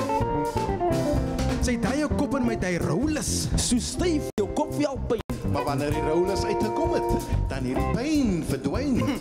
Nou lyk dit mos lekker sexy man. Jou krulle waai net links. Maar wanneer die mis jou kop gevang het, is alles opgemins.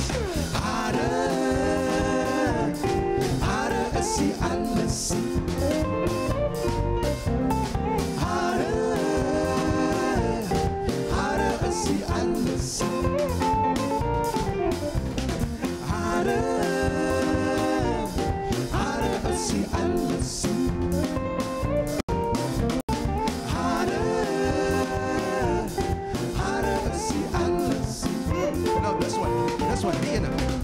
No relax hulle mos hulle hare man. They relax their hare. But they use a sekere produk. Charlton, wat is hy produk? Ek dink is so 'n geel boksie met 'n swart boksie met geel op. Sheen straightener. Sheen straightener. Dark and lovely ja. Dark and lovely. Nou is die hare klaar gerelax. Maar daar's 'n lelike ding met sy kop uitsteek. Hulle noem hom die swolkous.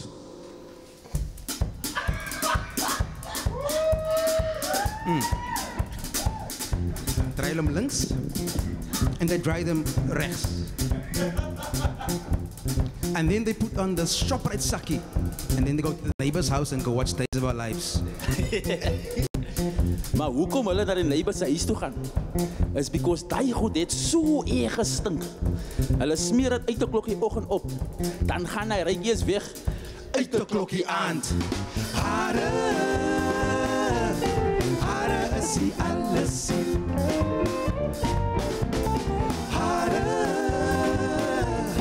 Harder is die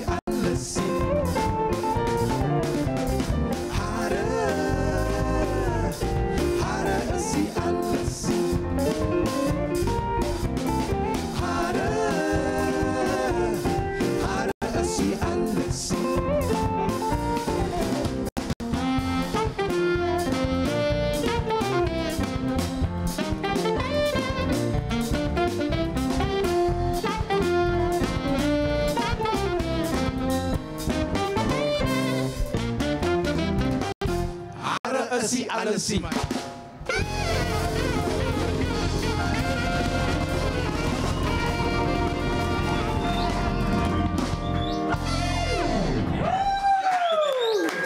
Yes! Laat hulle my sommer beter voel oor my hare. Is nie alles nie hoor, is nie alles nie. Putte kan ook by. So, that's my own soul coast. Come on. I'm about to get in the mix. Oh, man. I got the beat. All right, listen, tell me about this show. It sounds like it's a lot of fun as well as a celebration of what is, I think, truly South African, truly Cape Townian in music as well. Yeah, you know, as a band, we kind of explored who we are, and, you know, we needed to find out our true identity as Africans, because we always used to tend to think that we're not Africans, we're more European or we're more Asian, but we are African. We are Khoisan, Nama, Griqua, Kurana, Bushman. Call us what you want, but that's who we are. Yeah, yeah. So we needed to, you know, just go and dig into our culture as a people, and, you know, come up with songs that tell the stories, and, you know, but in a very funny way, as you could see. Absolutely, absolutely, it's hilarious.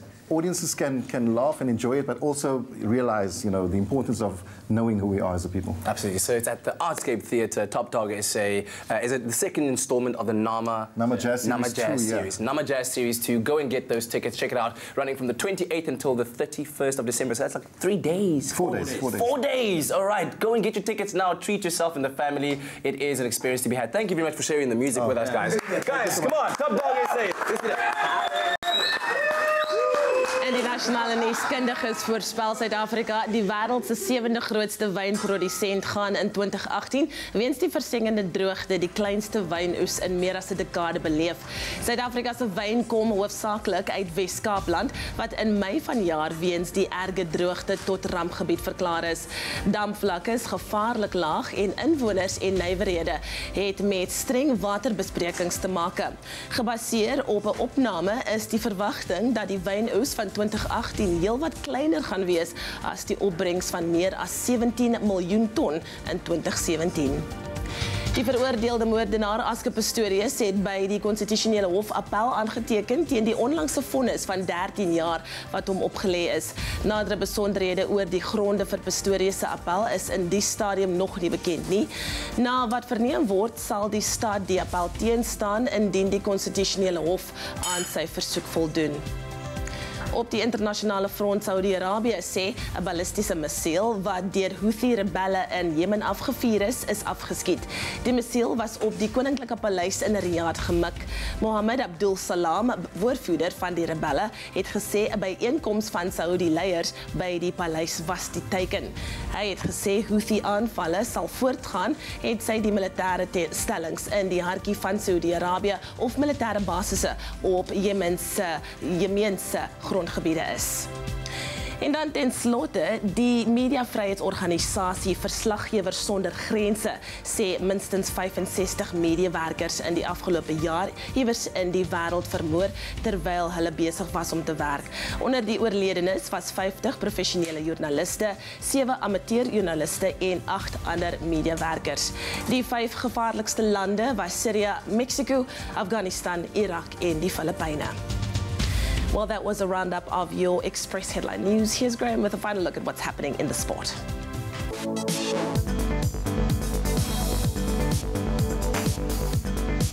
Let's kick it off with cricket first this morning, and while we still await word on our talismanic captain, Faf, it looks like Dale Steyn and AB de Villiers will both make their return to Test cricket next week, as both players have been named in the Proteas squad for their once-off match against Zimbabwe. Of course, a shoulder injury had seen Steyn out of action since December last year, while de Villiers, his last outing in Test cricket was against England back in January 2016. Next week's Test against Zimbabwe gets underway on Tuesday at St George's Park in Port Elizabeth. Then staying with cricket, the 2017-2018 edition of the One Day Cup gets going today as the Lions and Warriors face off in Johannesburg.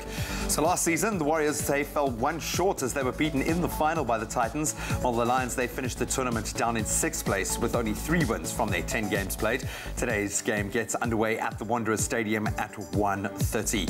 Then on to football. Cape Town City moved up to 2nd place on the PSL log last night after a 1-0 win over our log leaders, Mamelodi Sundowns. Nana Akosa Bempa's 27th minute goal had secured all 3 points, which takes City now to 24 points. That's 4 behind Sundowns.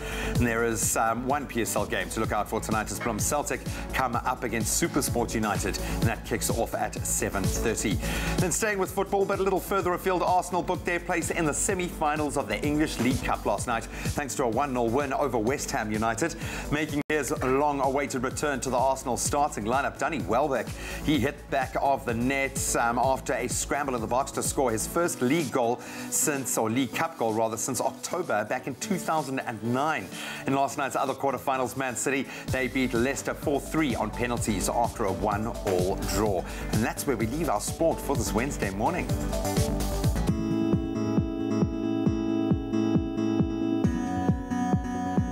Just a couple of minutes past 8 o'clock. Let's quickly take a last look at your weather and those temperatures for your Wednesday. And it looks like you can expect some thunder showers in Gauteng today, while in the northwest parts of the province, nice and hot temperatures can be expected, especially in Uppington, reaching close to the 40s. Maar ek het weer vinnig deur Polokwane, 16 minimum en 'n maximum van 27, Mbombela 17-22, Pretoria 17-28, Johannesburg 15-26, Mahikeng 20 en 'n maximum van 30, Klerksdorp 19-30, Kimberley 19-35, Bloemfontein 14 en 'n maximum van 32, Richards Bay starting off on 18 this morning, reaching a high of 26 degrees, Pietermaritzburg 15-24, Durban 20-26, Mthatha 11-27, East London 17-24, Cradock 11-32, Port Elizabeth 16-23, George 14-23, Sutherland on 14 minimum with a maximum 31 degrees, Cape Town 17-26, Worcester 14-35, Springbok 17-36 degrees,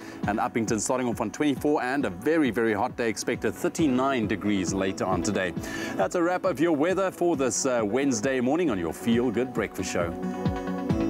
All right, well, stay tuned to your Feel Good Breakfast Show. Zoe, pop over here. We need to tell everyone what's coming up after the break. That's right. Well, listen, it is the immersive theatre experience that you do not want to miss out on. It's currently happening at the Castle of Good Hope, but we'll bring you highlights and what to expect after the break. Yeah. And then also talking about waterless cooking ideas for the festive season. There's going to be a lot of cooking happening. If you can do it waterlessly, even better. So stay tuned. We'll be right back.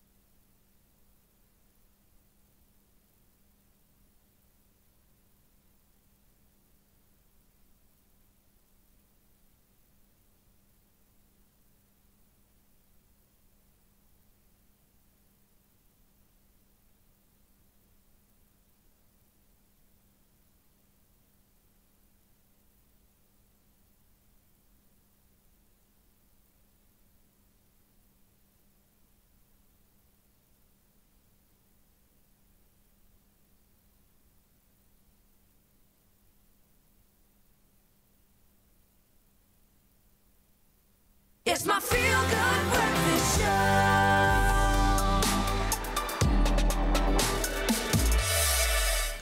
Welcome back to your Feel Good Breakfast Show, and it's how to shine with Mac time, and it is the kitchen cleanup. Now, the Christmas countdown, it is on. It's 5 days to Christmas, and our Expresso chefs, they are ready to be showing you what to do for the Culinary hotline. But have you got your cleanup plan? That's the question we're asking you this morning, and we're here to make it easy and to prevent a Christmas nightmare. So first things first, start off with a clean and hygienic kitchen, and that means wiping down all surfaces with a few drops drops of MAC dishwashing liquid on a damp cloth or a damp sponge. You clean out the fridge a few days in advance, using up leftovers and throwing away old food to make room for the festive dishes that await. And also make sure that your sink or dishwasher is clean and empty for all of those dishes. Now, right, the kitchen is prepped. I've cleaned the surfaces. I'll give it one last wipe before we hand over to the culinary hotline. Call us on your cell phone. Culinary hotline bling. That can only mean one thing.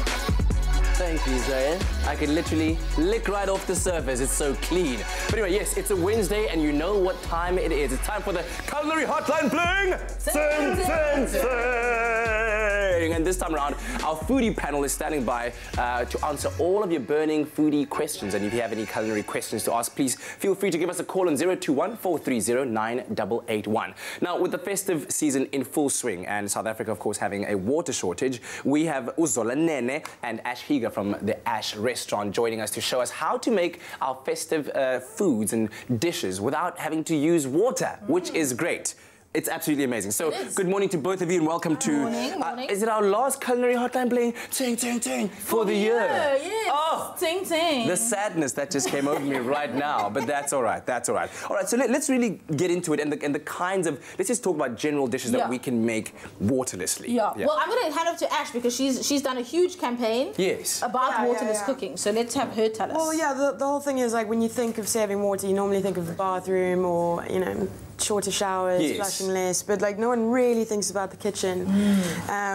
Boiling, steaming, so many cooking methods use water, so keeping to dry methods without compromising your meal, obviously, is quite a thing.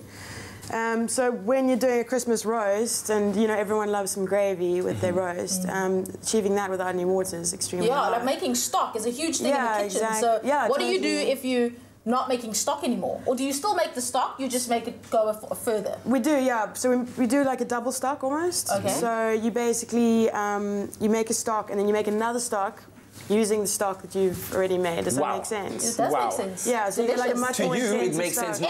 not to me. I know, the part doesn't make sense to a lot of people. Let's start off with the basics. Let's talk about roast potatoes, right? Yes. Roast potatoes are a feature on any Christmas table. We like having them with our beautiful meats and veggies. So how do we go about roast potato saving water? And of course, like you said, not compromising the meal. Yeah, well, traditionally, roast potatoes, you usually boil the potatoes, then you rough them up, and then you you know, roast them. In the oven, so obviously, if you're saving water, boiling isn't the best thing to do. So just make your roast potatoes straight in the oven. So you don't necessarily have to go that one extra stage. Obviously, you're not going to have, you know, the traditional crispy roast potatoes, but I think that these roast baby potatoes are just as delicious. And if you do them in duck fat, extra delicious. So I do mine just baby potatoes, wash them, dry them, pop them. What? You wash them. Well, you're still going to wash the vegetables. Do you eat dirty vegetables? Well, you're still going to wash the vegetables. True or false? This is what I'm trying to get at.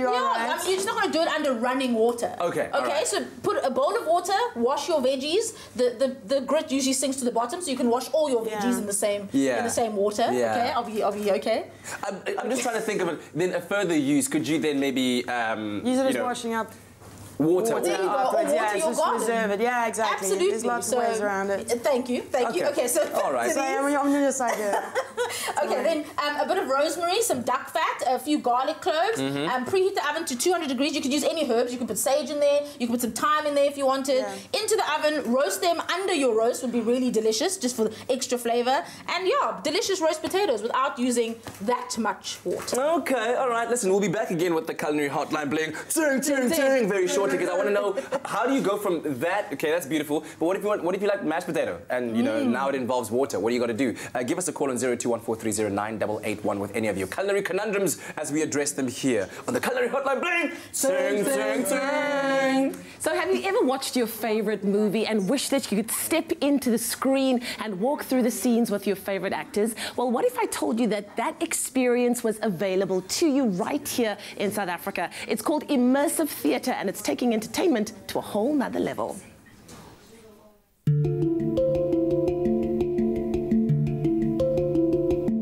At the Castle of Good Hope, a multi-sensory experience combining dance, design, sound and smell awaits in 12 large rooms over 3 floors. Here, the audience participates in the immersive theatre show called Immortal. Immersive theatre is all the rage right now in cities like London, New York, Los Angeles. And what it does is it allows the audience to shift from being faceless, passive observers of the action to having the freedom to choose their own adventure, to go wherever they want to touch anything they see, to smell, to taste. And it's a really innovative, one-of-a-kind experience in that sense. So when you arrive at Immortal, you will be ushered into our beautiful space here at the castle, and you will be met by the lady of the house, the heiress. She will welcome you, introduce the proceedings, and from there you will be able to wander anywhere you want to in the building, go anywhere you choose. Every performance is completely different depending on the route chosen by the audience and whether or not they follow an actor through a story and interact with the scenic elements. What makes this kind of acting different to traditional theatres?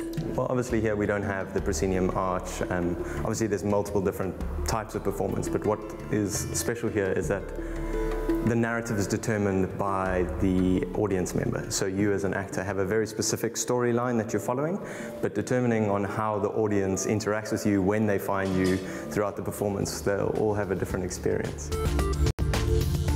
I really enjoy the fact that you get to see the audience quite up close, and you get to create sort of a new experience every evening depending on how that person reacted to what is happening in that space or in that moment. So really getting to see the audience's reactions and sort of create a piece of theatre with them is really cool. Alice, tell me about the style of choreography you chose and what did you hope to achieve with this performance? It's unlike anything I've ever done before because this production is really sort of at the intersection of dance and theatre and physical theatre and movement.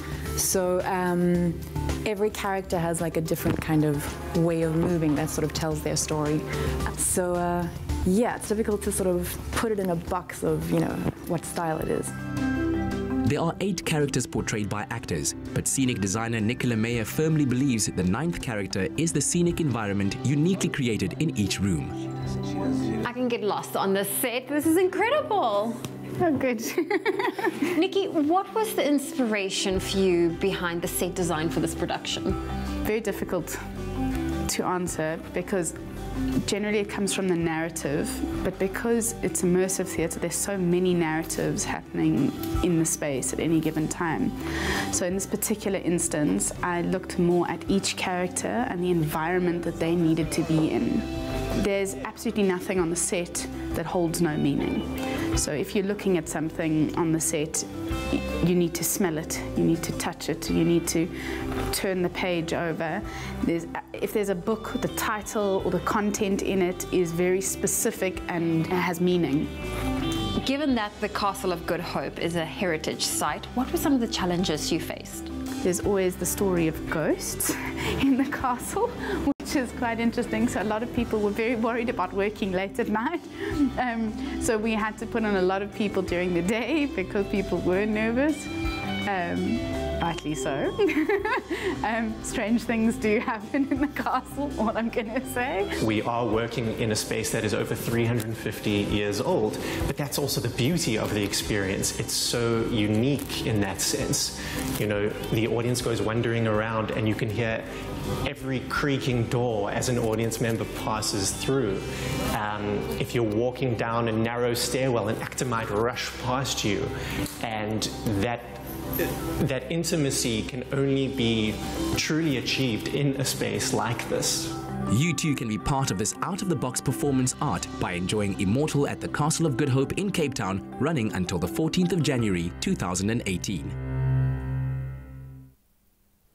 Yes, from immersive theatre all the way into this immersive kitchen as we address your culinary conundrums in the Culinary hotline playing... Ting, ting, ting! Ash, you need to get into it. You need to get into it. You have to. Listen, we're talking about being water-wise and waterless cooking, especially over the festive season, because South Africa is experiencing quite an extreme drought right now. Earlier on, we talked about making roast potatoes, right, without necessarily using that much water, because you do need to keep them clean. You don't want to compromise the safety of your meal. But what about mashed potatoes? Some people like mashed potatoes. So how do you go about that being water-wise? Well, it's really easy. You just bake the potatoes whole, right? Leave them in the oven for like 2 hours at quite a low heat. Yeah. Get them cooked all the way through, super soft.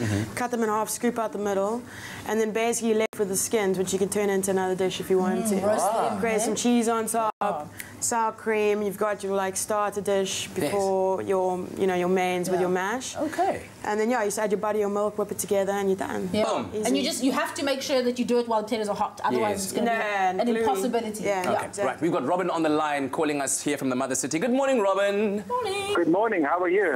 Very well. What is your question? What's your culinary conundrum? I'm just want to know what other vegetables can you cook? Oh, great stuff. So we've touched on potatoes. So what other vegetables can we be water-wise with?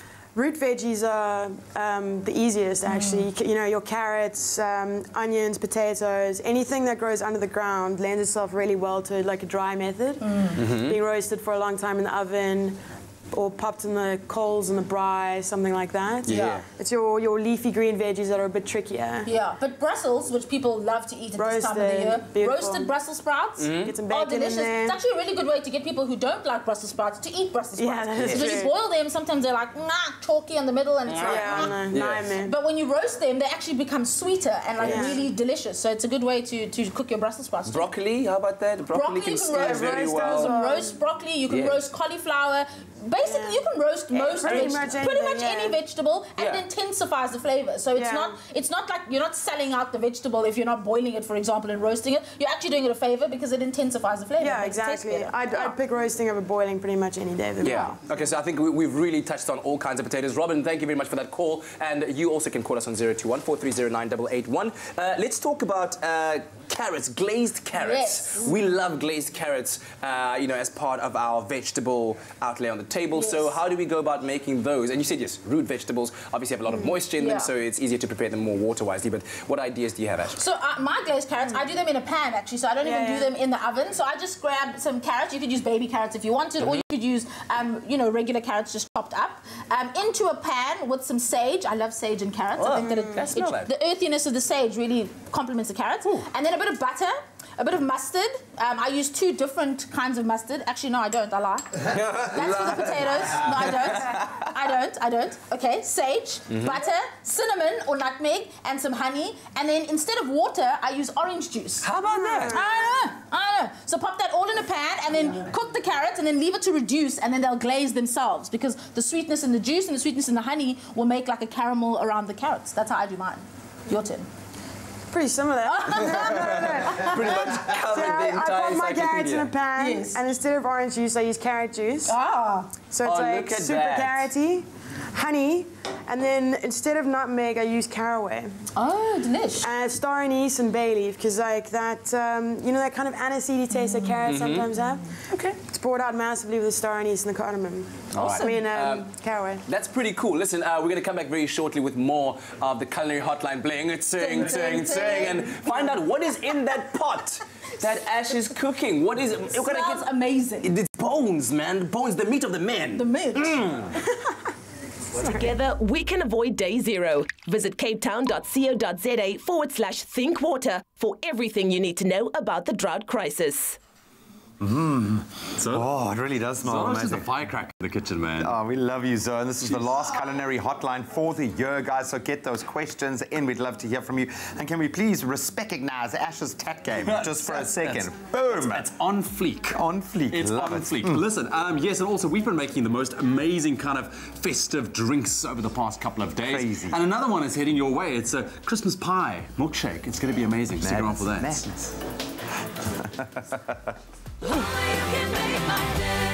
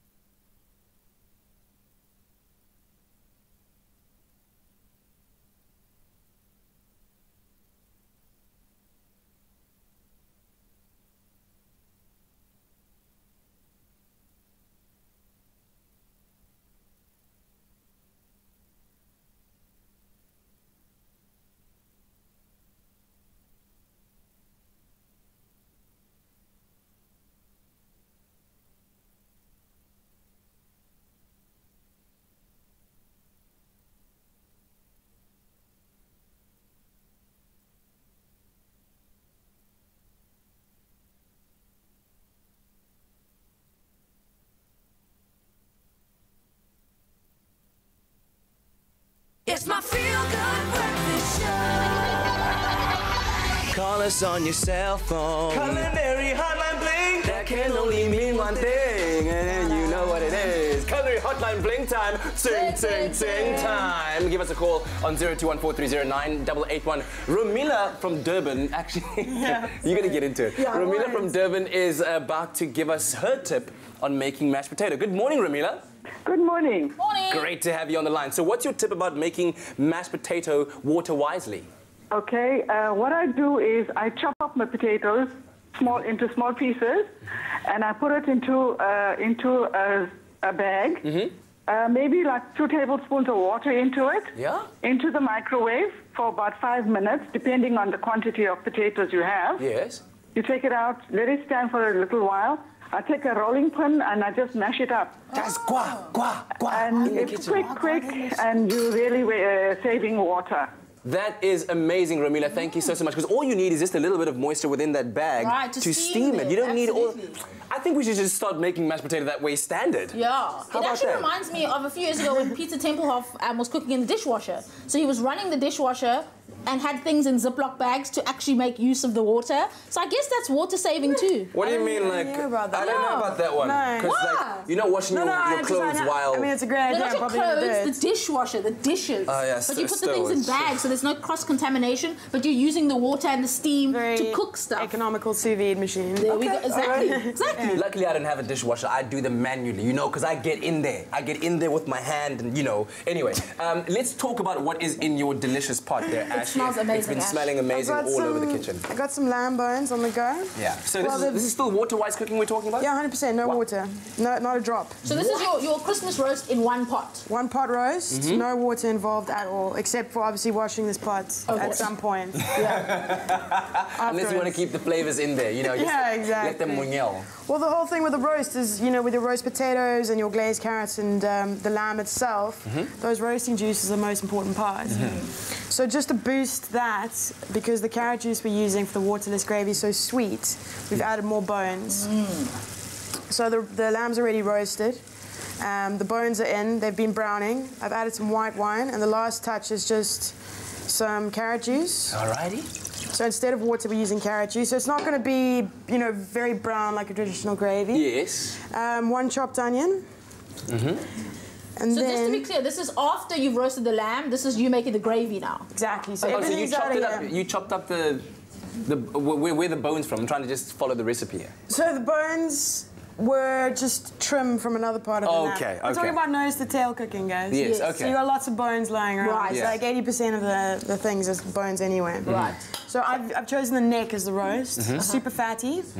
And can cook for ages. So ideally, I mean, even though it's a one-pot wonder, the best case scenario is that you stick it in the oven, you leave it for hours on end, and you don't have to think about it. Love that. That's why a lamb neck works out perfectly. Okay, carry on, please. So onions are in. What's next? Onions are in. Now we just let it roll. Okay. Hard and fast. Just let it roll. Just let it roll. Yeah. Just let it go. And then when do the rest of the ingredients then go in? This is it. This is everything that's going in here. For the gravy, hey? For the gravy, yeah. Yes. So Everything it's was very roasted simple. with the lamb. So the vegetables and potatoes, have they roasted with the lamb? They've roasted with the lamb, so the potatoes and the lamb roast together. Okay. Took those out, wrapped them in tin foil. Didn't need to use another pot vessel to put them in, because that's just more washing up. Wrap them in tin foil, put them aside just to keep warm in the oven. Carrots go in. Now, exactly how we spoke about the glazed carrots, all you need is your honey, your carrots, and your spices, a little bit of salt. Once those are all glazed up, you keep them warm as well. While you make and then this is the last touch. So we're all curious. So show us what it looks like when it's cooked. That's what I want to see. Okay, listen, can we just hold off that? Let's just hold off that for just 1 second, because we are coming back for one more segment of the Culinary Hotline Bling. Ting, ting, ting, shortly. One All time, right. Ash. One time. Well, as you can see, the Culinary Hotline, they're quite busy in the kitchen, and it's time for the Mac cleanup time. And I thought, you know, instead of waiting until you've done all of your cooking, we're going to bring you some Mac kitchen cleanup tips. Now, the key is, instead of waiting until the end, clean up as you go. That really is the secret. And when you are using, you know, the key is also to add to fill up your basin with some water. So I'm coming here behind the Culinary Hotline. You make sure you add a decent squeeze of Mac dishwashing liquid, and thanks to its high foam formula, and active lemon ingredients, this will really break through the dirt. So once you fill up your basin, and the key is also you can use a bucket and you can reuse that grey water to make sure you do your bit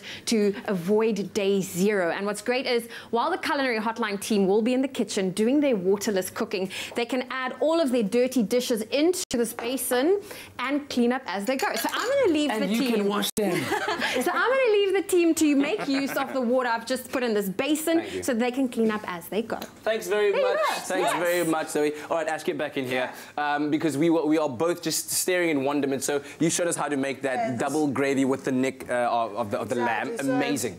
Super easy now. You let this boil for about 20 minutes or so. Strain it off.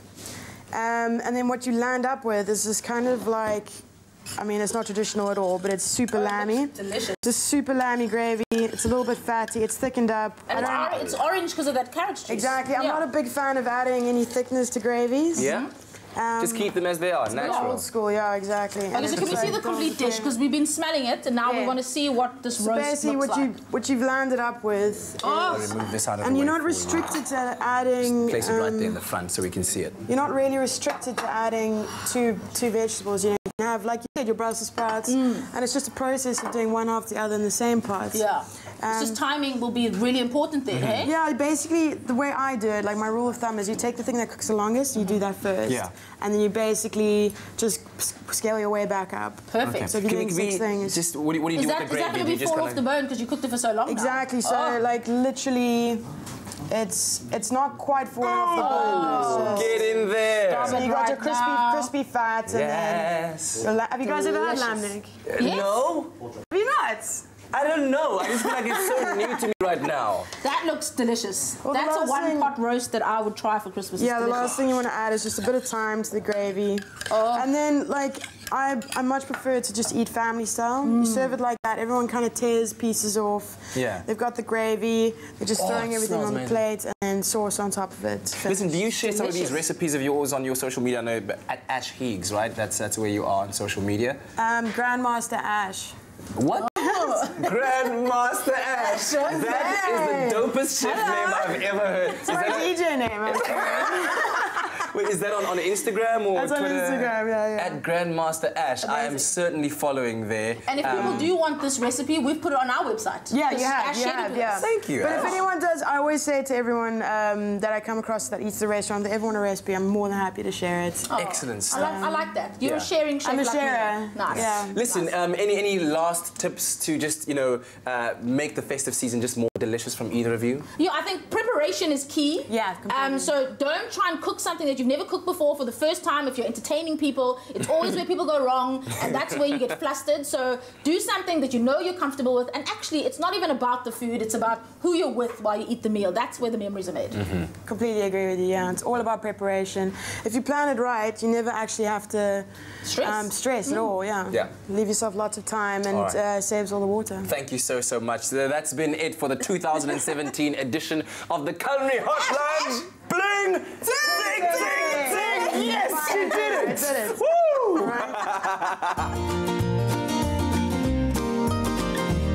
Woo! Clover Fresh Milk is the #1 milk brand in SA. Made with love by Clover.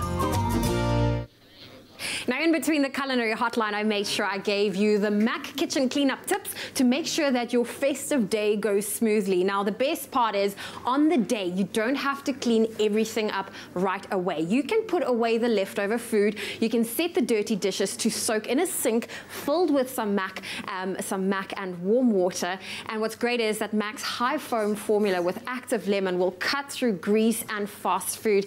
And today, we went through waterless cooking tips, and a lot of it involved roasting. So the best thing for you when you're going to clean your roasting pans is to layer it with either some, grease paper or even some foil, so that when it comes to cleaning the actual dishes, it will make it so much easier. And what the best thing for your pots is, you just squeeze in a few drops of Mac into the pot and on top of warm water, and then you place that onto the stove top and you leave it to soak. So hopefully this will make your festive season so much easier. You don't have to spend too much time in the kitchen. You can spend all of your time with your family and enjoy the holidays. For every dish, for every occasion, Mac makes it easy for you to shine. Right, so we're going to be taking a very quick break. Don't go anywhere. After the break, we'll tell you, besides Cape Town, which is beautiful as cooking, well, but why Durban is the hottest place to be this holidays. Yeah, we love Durbs. And then, of course, you're going to need some swimwear to take with you to Durbs or to a beach in Cape Town. We're going to give you a bit of a how-to to approach this side of fashion during the summer season. We'll see you now.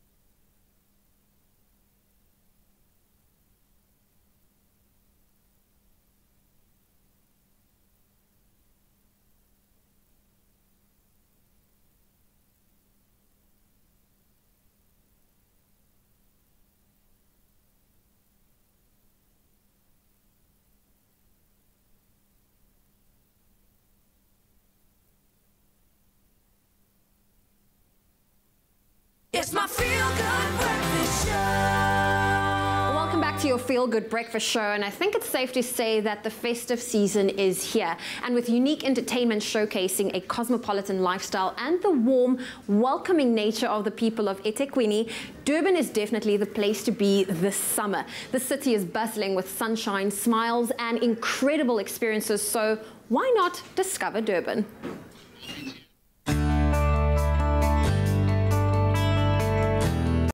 Durban might be a summer hotspot for its best-known attractions, Ushaka Marine World, the Golden Beaches and Moses Mabhida Stadium, but the city itself has an incredible heritage to discover. As we launched the summer season, part of the things that we are launching, it is the historical heritage route within the inner city. We start at the International Convention Center, which was an apartheid prison, which today has a wall that talks about peace, prosperity and justice. Then Kwamuhle Museum talks about where we come from as South Africa through pictures about Ketomena, which was destroyed during apartheid. People were removed where they were residing. But today, if you go to Ketomena, it is a well-established township which has museums, the old post office, the old station, the Kokudlamini Park, which is also about healthy living. Then the City Hall. This City Hall was an apartheid City Hall. Today, it's a house for democratic decisions. So we are very excited that we have this particular route that talks about us, where we are coming from. So we are encouraging visitors as they're descending to Durban that they must also experience this particular route. The city expects around 1.3 million visitors over the summer season and has a fantastic lineup of fun events to enjoy, including the unique Durban Braai Day. Durban Braai Day is a family day centered around braaiing and having fun than what we normally do as South Africans on a summer day. Durban Braai Day will be at Moses Mabhida People's Park East on the 26th of December. The setup is a picnic setup. It's open, it's an open field. You'll enjoy music from Mikasa, from Nasty C and several other artists. And you have braai stands set up for everyone to bring their meat It's a long by the meet at this venue to enjoy a bride day, a family day for everyone to come through and enjoy their bride. On its own, Moses Mabhida Stadium has great activities for visitors, but during summer, it also plays host to some of the city's biggest music events and parties. So looking forward to the upcoming festive season. I know the big parties. I've got the Durban Bride Day on the 26th, and then I think there's also jazz as well. There's happening at Hazelmere on the 27th, and of course I can't forget to mention the big one, which is Flag Durban Rocks, happening on the 31st of December in Moses Mabhida Stadium. The lineup is amazing. We've got Red Coffee, we've got Casper Nyuvez, and we've got, of course, the cream of Durban Entertainment. I'm talking about Doom, I'm talking about Michael Tipsy, bit of Maskani, bit of everything, and gospel. So if you want a big party on the 31st, a stylish party to cross over to the new year, you have to come to Moses Mabhida and be part of us at Flag Durban Rocks. Other exciting events you can enjoy include the 8th annual Durban Summer Beach Festival happening at New Beach and the Good Sunday All-White New Year's Eve Party. Well, there's two big parties happening. There's the Flag Durban Rocks on the 31st and Iadini, 25 December, Durban Underground, you know. And there's also other parties, you know, it's a whole variety of different events for different people. I play all over the world, and there's no better place than Durban. You know, I like it when people dance and they jump on top of the tables, and that's the vibe in Durban, you know. For more information on events, visit the Durban Tourism Facebook page, follow them on Twitter, and check out #DurbanHasMore. Well, we're continuing the fun in the sun right here in the Mother City with your how-to fashion guide.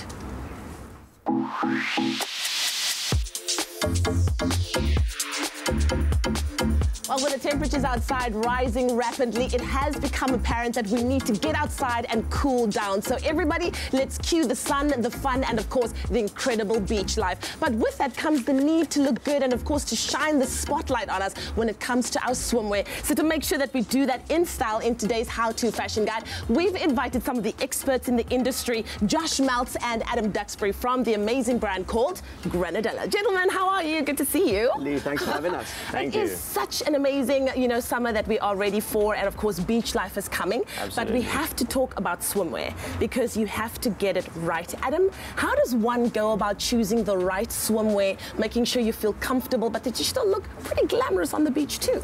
Right, I always say it's about the first piece or item that jumps off the shelf to you, or off the rail. That typically is the one that people end up going back to. Yeah. I think for a guy or a woman, it's a slightly different choice, and there's different important things. For a girl, obviously, shape and form are a little bit more important. For guys, we've got a one fit fits all. Yeah. So it's a bit easier. Wonderful. Well, let's see some of the models that you brought out for us today. Cue our very first model, and while he's coming out, Josh, don't you want to tell us, I know that you make all of your things locally.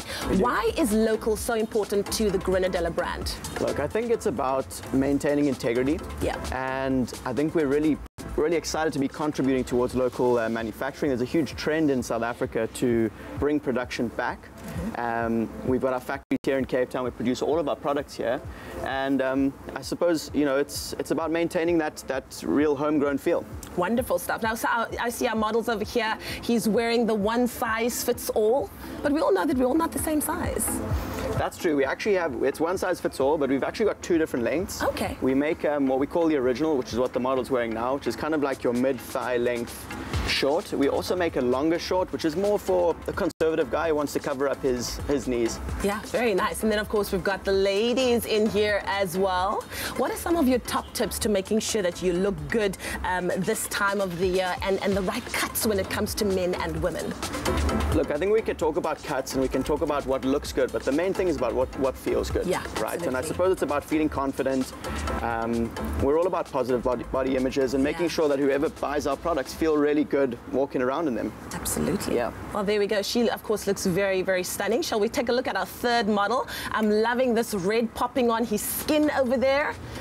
Very nice. It's a super popular I like color. this length for summer, hey? I'm not gonna lie. It's a European kind of mid-length cut that's quite new in South Africa. Yeah. I think we were one of the first brands to bring it in a couple of years ago, and it's now becoming more and more popular. And this is definitely the most popular fit. No, I like that. And then, of course, our final model wearing the full bikini, the full costume. What would you call it? One piece. I love the one piece. This The is one piece is made a minimal comeback, hey? open back one piece. Absolutely. Yeah, and they look Absolutely. fabulous. Very, very nice. Well, thank you so much, gentlemen, Sure, of thanks course, for for having joining us. us and making sure that we hit the beach in style. I'm very, very excited now, more than ever. Yay! Thanks, yeah. And of course, if you tune into Tropica Island of Treasure, that we're also excited about hitting our screens in February, you'll see a lot more of the Grenadella brand and, of course, our contestants looking absolutely fabulous while making sure that they win that R1 million.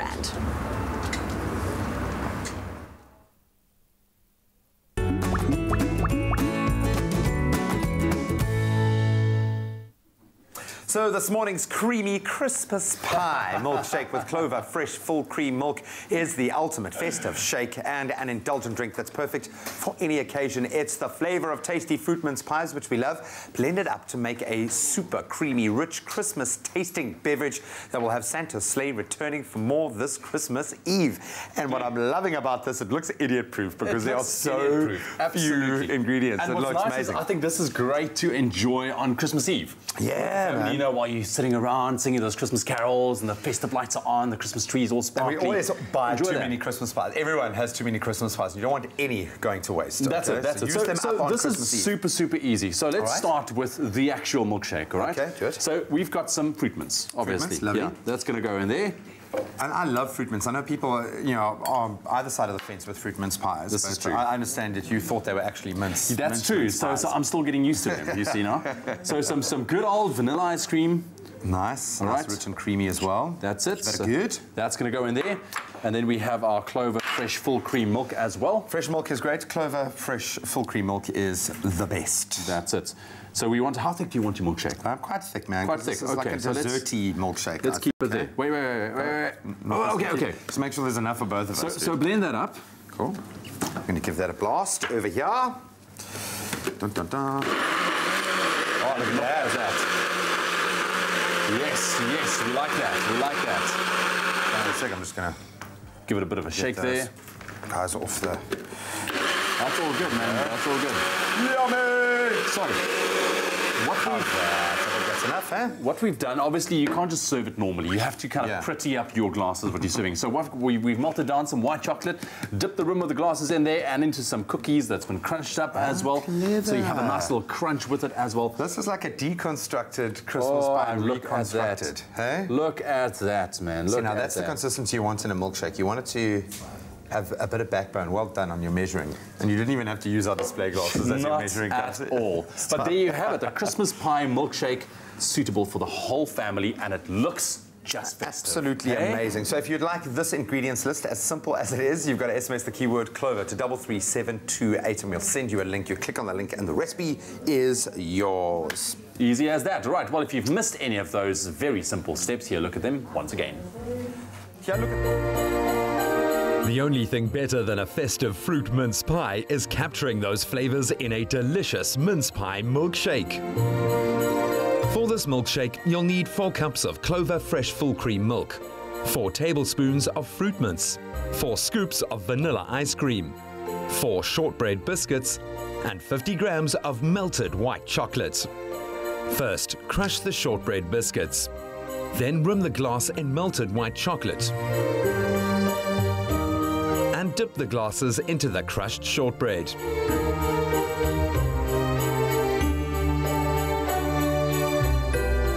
Next, put the ice cream into a blender.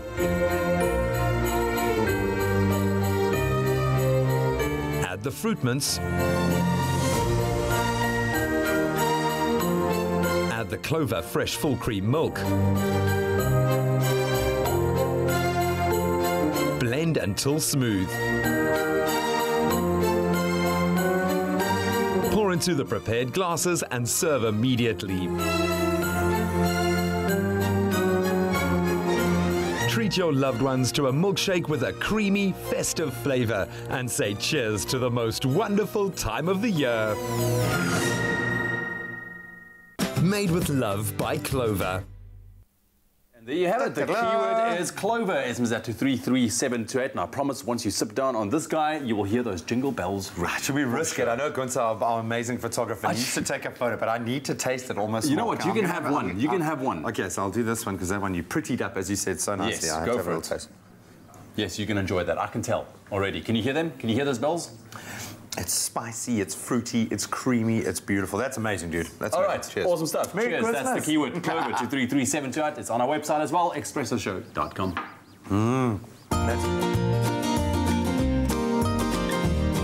Clover Fresh Milk is the #1 milk brand in SA. Made with love by Clover. After the break, we'll show you all the specials from Woolies.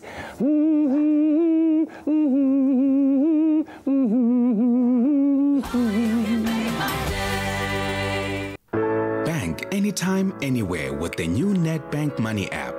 To enroll, simply enter your Nedbank card number and PIN, and that's it. Download the new Nedbank Money app today and manage your money like never before.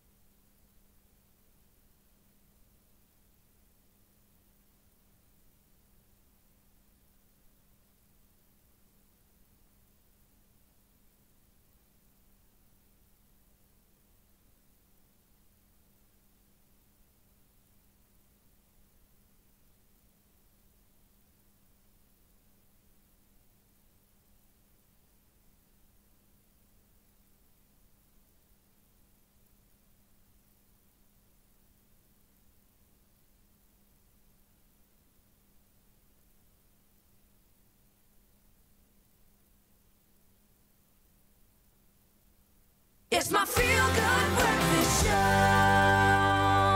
Welcome back to your Feel Good Breakfast Show. It's a wonderful Wednesday morning. Thank you so much for joining us. And of course, we've had the pleasure of enjoying the music of Top Dog SA, and they'll be featured as one of the bands at the Nama Jazz Festival at the Artscape Arena from the 28th until the 31st of December. We wanted to find out what you guys think of the music, and did you love it? And yes, Dorette said, I love it. They're awesome. Yes. Dishart says, lol, watching their last performance now. Love it. Hare. That was a very, very delicious song. Very funny as well. Naomi saying, very enjoyable, made the feet itch to dance. Awesome. Glad that got you in that mood. The best jazz band in South Africa, says Barney. Love that performance. It made me get goosebumps, says Garth.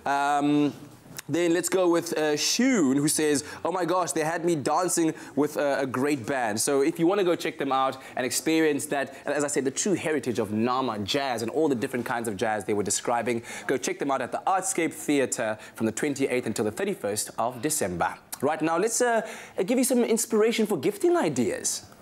Inspiration indeed, because Christmas with Woolworths means some of the best deals on favorites for the entire family, and with the holidays moving even closer, it's time to take advantage on fashion and food promotions for those who mean the most. That's right, it's everyone's favorite part of this week's show. It's Woolies' biggest Christmas deals reveals. Is our Christmas elf here, and can she bring us some festive magic? Yay! Oh, yay! Wonderful, I'm so excited. There we go. Awesome stuff. Merci beaucoup. Christmas elf. There we go. I dropped it. Thank you, darling. You got it? I've got it. Time to open it. I'm so excited, you guys. This is by far my favorite part. All right, let's see what we have here. Ta-da! And you're in luck because it's not one deal today, but it's two. For today and tomorrow only, and for W Rewards members, take 25% off all sleepwear, all bedroom, all bathroom when you pay with your Woolies card. Just swiping your W Rewards, so get 20% off. That's amazing! Not one, but two. Let's do it. That sleepwear. Yay! That's amazing, you guys. Yeah, man, this is so comfy. We were just enjoying a little movie night, you know. And of course, the lush blanket that you just throw on the floor. Put it back. It's amazing. It really is nice and comfy, man. This is like plush, but the Woolies sleepwear is super comfortable. So comfy. And I like the fact that you can dress it up, you can dress it down. Yeah. Very nice, man. Very comfy. Nice Superman sock. Got my Superman socks on there as well. And beautiful. What's nice is even though it's summer as well, it's hot. It's very light and breathable, which is great. You know, it's nice and cool. And yeah, man, you feel like the Don, man. You feel like the Don. I should be owning a yacht right now and sitting out and watching the sunset somewhere. Yeah. Ideally, over holiday time, you want to wake up in your PJs, stay in your PJs for the entire day, and go back to bed in your PJs. You can do just that. Exactly. And talk about this plush bedding as well, you know. Come on now. I feel like sleeping through the rest of the show now. Well, that's not possible. Be amazing. That's not possible because, of course, we have to check through everything else. There's amazing bathroom wear over here. As you can see, all of the accessories. There's mats, there's throws, everything that you would need to spruce up your home ahead of the festive season. Don't you just love it? Just like I think you guys can stay like that for the rest of the show. I'm definitely stay like that for the rest of the show and the day as well. Come on now. Well, there you have it. Sleepwear, bedroom and bathroom, all featured in today's fashion deal. Woolies coming to the party big time this holiday season, and you only have 2 days to get in on these incredible savings. So you can shop the deal in store and online at www.woolworths.co.za. Make sure you head to the Woolies app as well for more information. Products available at selected stores while stocks last. T's and C's apply. Wow.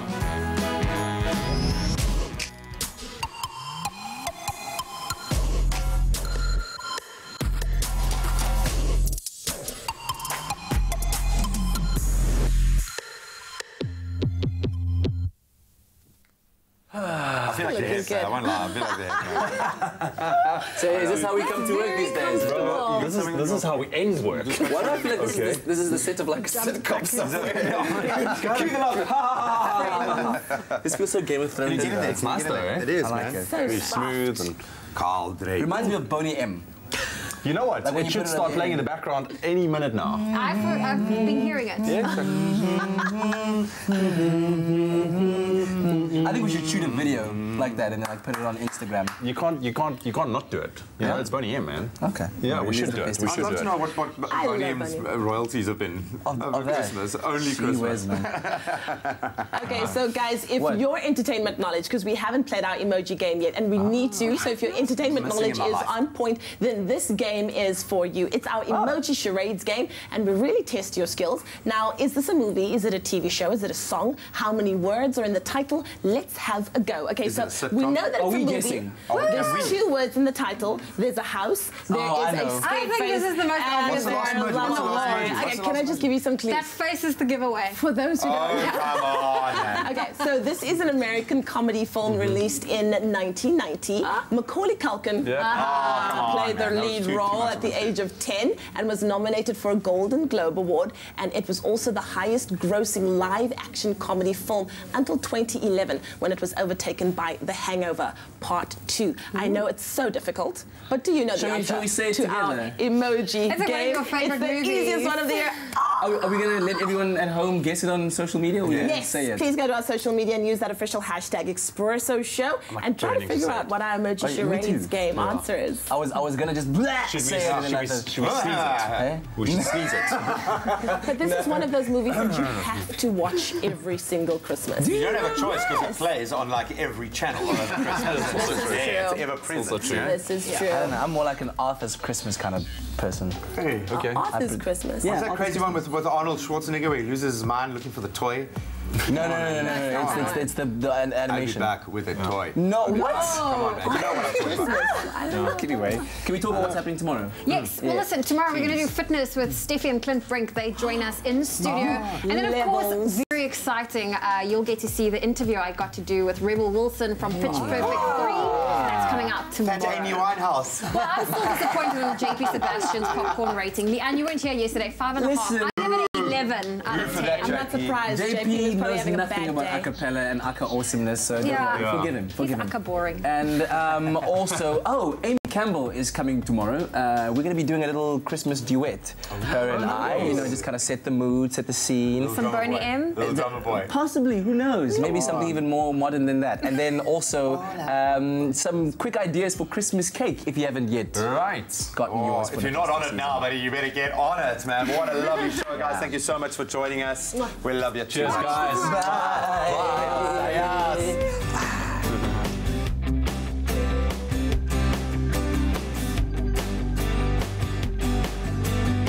Expresso Morning Show, made with love by Clover.